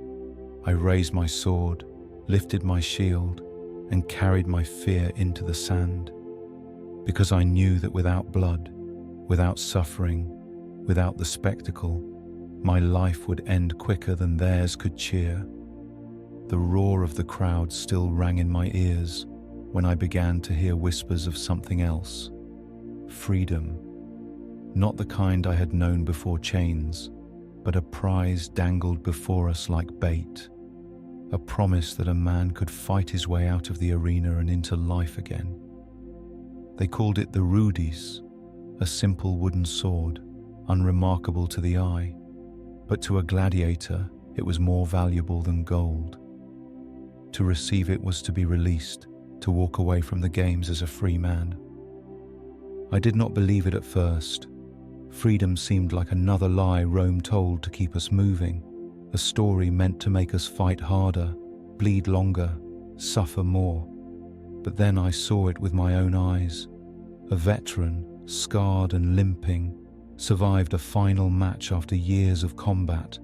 The crowd roared not for his death, but for his endurance, and the emperor himself nodded. The lanista stepped forward, held out the wooden sword, and placed it in the man's hand. The barracks erupted that night, every man whispering about it as if they had seen a god descend. The veteran walked out through the gates, not to the infirmary, not to the yard, but out into Rome. Free. The truth of it burned in me. Freedom was possible, but the cost was blood, years of it, spilled drop by drop into the sand until Rome decided you had given enough. And that was the cruel part. It was never you who decided. It was the crowd, the emperor, the lanista. They decided whether your endurance was noble or simply tiresome. They decided whether your scars made you worthy or worthless. Survival alone was not enough. You had to entertain, again and again, until they grew tired of demanding your death. Only then might you be released. The thought haunted me every time I fought, each strike of my sword, each drop of blood I spilled. I wondered if it brought me closer to the rudis, or only deeper into the grave. Some men clung to the hope desperately, fighting with a fire born from the dream of freedom. Others spat at the idea, cursing it as a lie, a trick to keep us obedient. I found myself caught between the two. I wanted to believe, needed to believe, but I knew the cost was greater than most could ever pay. At night, lying in the barracks, I imagined it. Walking through the gates with the wooden sword in my hand, no guards at my side, no chain at my ankle, no lash across my back. I imagined breathing air that did not stink of blood and sweat, sleeping without fear of the bell, waking without fear of death. For a moment, it felt real, and then the torchlight flickered across the faces of the men beside me. Men branded, scarred, broken, and I knew how rare that dream truly was. Freedom was bought with blood, but the price was so high that most of us would never pay it in full. We would die in the sand, our names shouted for a moment and then forgotten. Only a few, the chosen, the favourites of the crowd, would ever hold the wooden sword. The rest of us would never touch it. And yet, even knowing that, I still fought, because in this life, even the faintest shadow of hope was enough to keep a man moving. The Rudy's was more than wood. It was a promise, and even if that promise was a lie, it was better than the certainty of despair. The promise of the Rudy's haunted every man in the barracks, but there was another fate whispered of in darker tones: fame. At first, it sounded like a prize. To be known by name, to have the crowd chant for you, to be lifted up as more than just another body in the sand. But I soon learned fame was its own kind of chain, heavier than the armour and crueler than the whip. I saw it in the veterans who had survived long enough to become favourites of the crowd. Their names were shouted before the gates even opened, their likenesses carved into crude charms sold outside the Colosseum. The mob adored them, demanded them, begged to see them fight again and again, and so the Lanista obliged. Fame did not free them. It bound them tighter, dragging them back into the sand long after their bodies had begun to fail. One man in particular stays in my mind. He was a Mamilio like me, his face a roadmap of scars, his eyes hollow from too many battles. He had earned the cheers of Rome more times than anyone could count. I watched him limp back into the barracks one evening, his leg twisted from a bad fall, his body barely able to stand. I thought surely they would rest him, perhaps even grant him release. But the very next week his name was called again.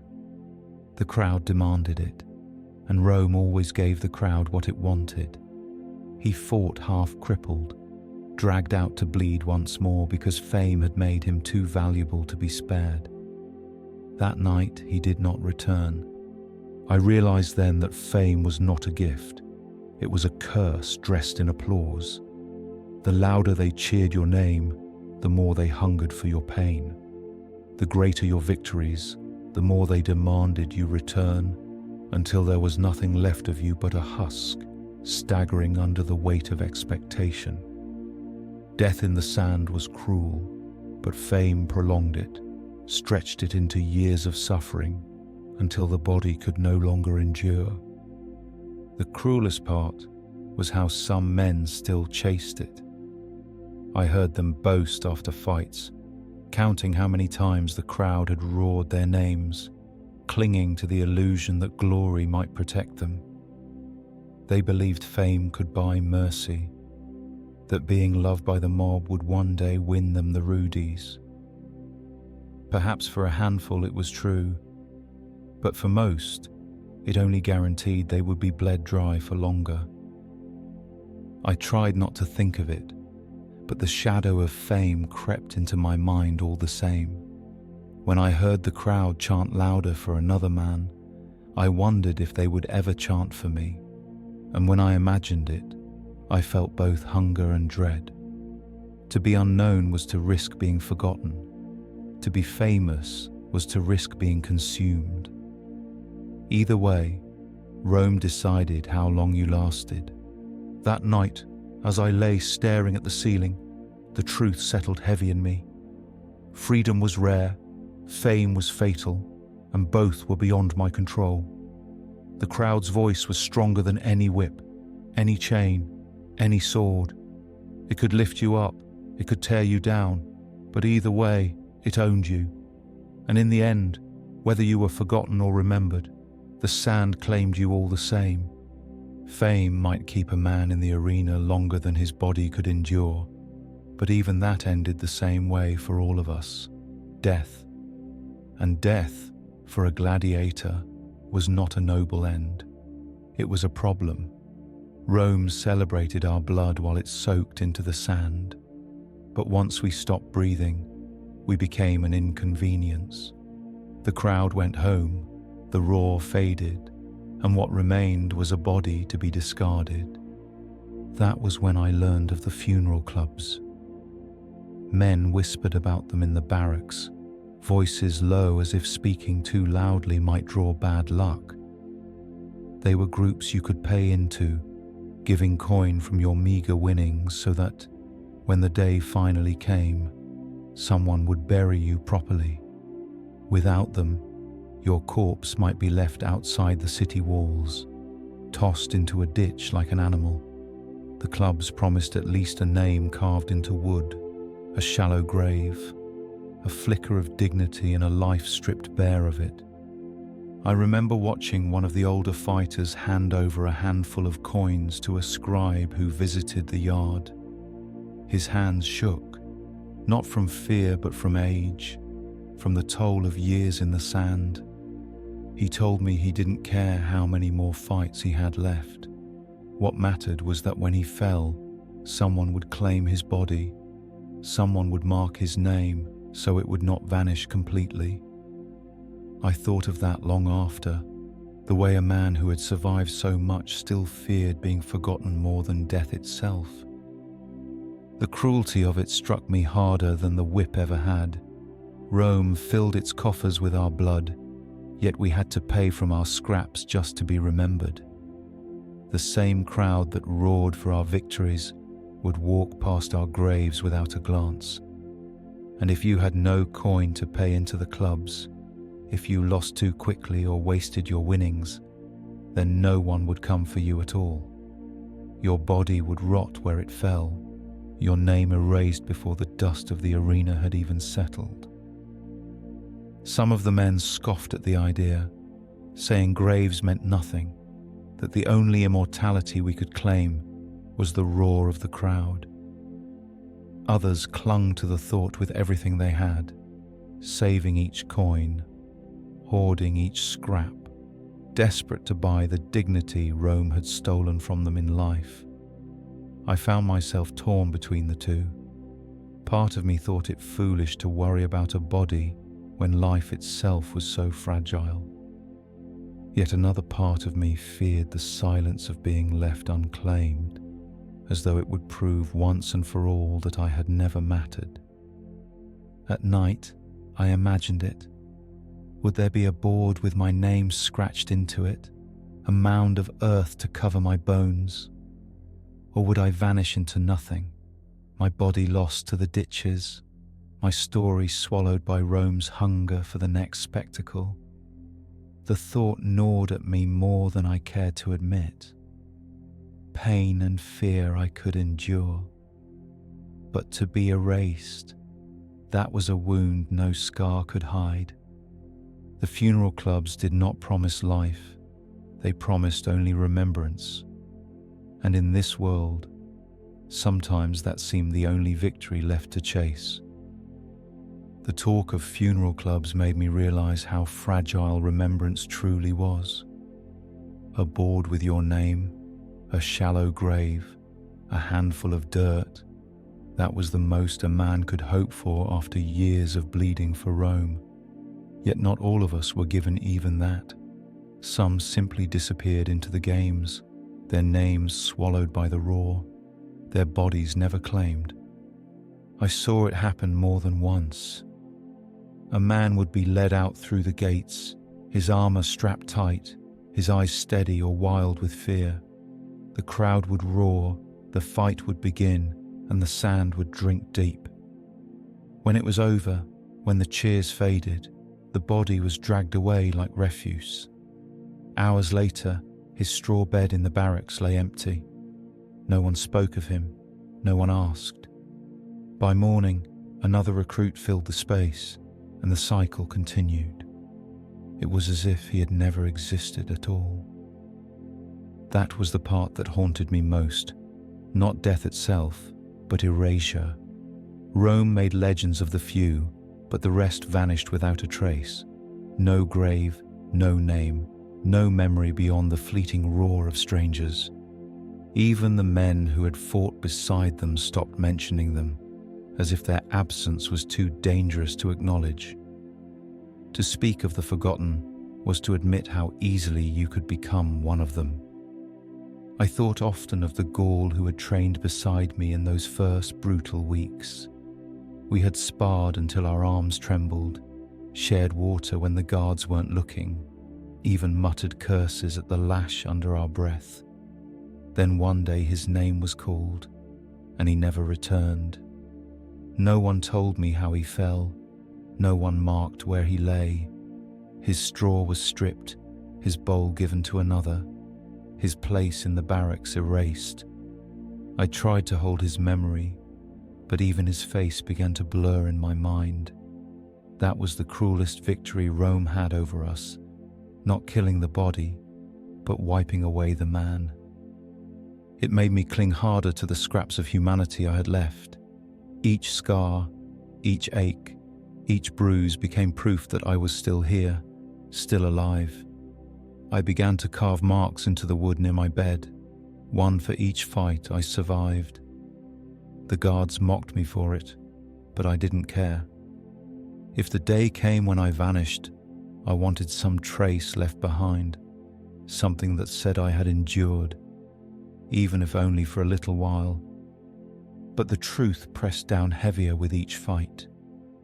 Most of us would vanish into the games, our blood forgotten by the time the crowd filed out of the Colosseum. Only a handful would ever hold the rudies. Only a handful would be remembered by name. The rest of us would be carried out, faceless, nameless, disappeared into the dust.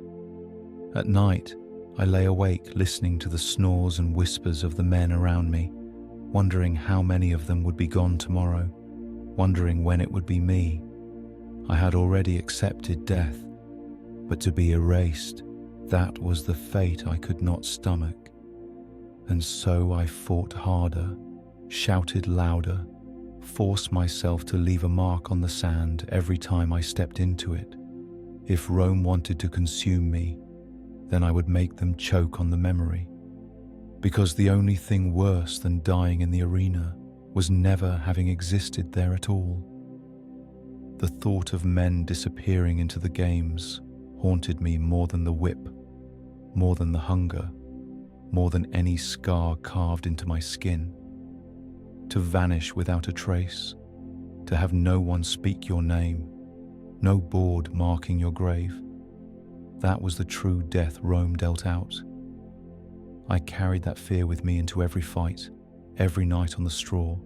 But fear, no matter how sharp, dulls with time. Eventually, it bends into something else. For me, it became resignation. I began to see it in the eyes of the others before I felt it in myself. The way men moved through the drills, no longer with fire or resistance, but with the slow steadiness of animals yoked to a plough. They swung their swords when ordered, raised their shields when told, collapsed into the straw when given leave. Not because they believed they would live, but because obedience was all they had left. And then, one night as I lay awake tracing the scars across my chest, I realized I had joined them. It was not that I no longer feared death. I still felt my stomach twist when the gates opened, still heard my heart pound like a drum when the trumpet blared. But I no longer thought of escaping it. Death had stopped being an if, it had become a when. I accepted that my fate was already sealed, that the best I could hope for was to meet it on my feet, sword in hand, with the crowd screaming so loudly that for a moment at least, Rome would remember me. That acceptance did not free me, it chained me tighter. With hope gone, every day blurred into the next, every fight another step down a path I could not turn away from. Yet in a strange way, it also made me calm. The dread that once clawed at me began to fade. I no longer wasted strength fighting against inevitability. Instead, I focused on the only thing left within my power, how I carried myself until the end. Some men broke under that truth, collapsing into despair, their eyes hollow long before their bodies fell. Others grew reckless, throwing themselves into the fight as if daring Rome to end them. I chose neither. I simply endured. I rose with the bell, trained until my muscles tore, fought until the sand was red, and lay down again in the barracks, waiting for the next call. Not out of hope, not out of rage, but out of the simple fact that there was no other path. The acceptance settled deeper each night, until it was no longer something I thought about. It lived in me, steady as breath, certain as the sun rising over Rome. I was a gladiator. I was meant to bleed. And whether the crowd cheered or jeered, whether they demanded my mercy or my death, it would all end the same way, with my body on the sand and my name fading into the roar. And so I stopped asking why. I stopped cursing the gods, stopped wondering what life might have been if I had never been condemned. Those questions had no answers, and they only made the weight heavier. Instead, I accepted the truth every man in the barracks eventually learned. You were no longer yourself. You were a weapon, and weapons do not question the hand that wields them. Resignation had already taken root in me, but the truth of it came clearest when I finally looked at myself, not as a man, but as Rome saw me, a weapon. I was no longer Marcus, son of anyone, brother of anyone, friend of anyone. I was a Mamillo, a body to strap into armor, a pair of hands to grip sword and shield until the crowd demanded they be stilled forever. The days blurred into one another. Bells, drills, lashes, fights, scars, the barracks, the sand, the roar. At first I thought I would count them, mark each one on the wall like a prisoner counting time. But time had no meaning here. The only measure was survival, and even that was not mine to claim.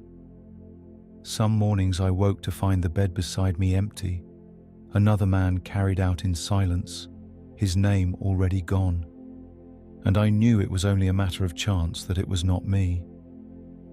I began to feel death not as something looming ahead, but as something already around me. It lived in the barracks, in the cough of a man too weak to rise, in the fever that burned another down to bone, in the silence left when someone never returned. It lived in the arena, in the crowd's roar when a sword found its mark, in the stillness of a body sprawled across the sand. And it lived inside me, a shadow I carried as surely as my scars. For a time, I tried to resist it, to cling to scraps of hope, the rudies, the promise of freedom, the thought of remembrance through a funeral club, even the faint dream of being cheered as more than property. But in the end, all of it circled back to the same place, whether by sword or whip, by hunger or fever, by fame or obscurity, the path ended the same. Rome demanded everything, and Rome always collected. The last lesson the arena taught me was acceptance, not the kind that comes with peace, but the kind that comes with inevitability. You can rage against the chains, curse the gods, pray for mercy, but the gates still open, the trumpet still sounds, the sand still waits. And when your time comes, no roar, no prayer, no scar can turn it aside. I learned to carry myself with that knowledge, to let it harden me without hollowing me completely. I fought not to escape death, but to meet it standing, to ensure that when the blade finally struck, I would not fall as a broken man crawling in the sand. If I was to be a weapon, then I would be one to the very end. So when I close my eyes at night, I no longer dream of freedom, no longer dream of life beyond the walls. I dream only of the sand, of the sun glaring overhead, of the roar that swallows all. And in those dreams, I see myself raising my shield one final time, breathing one final breath and giving Rome what it always wanted. That is the end of the path. Not glory, not freedom, not remembrance. Only the acceptance that I was never mine to begin with. I was theirs, and I will be until the last drop of blood falls into the sand.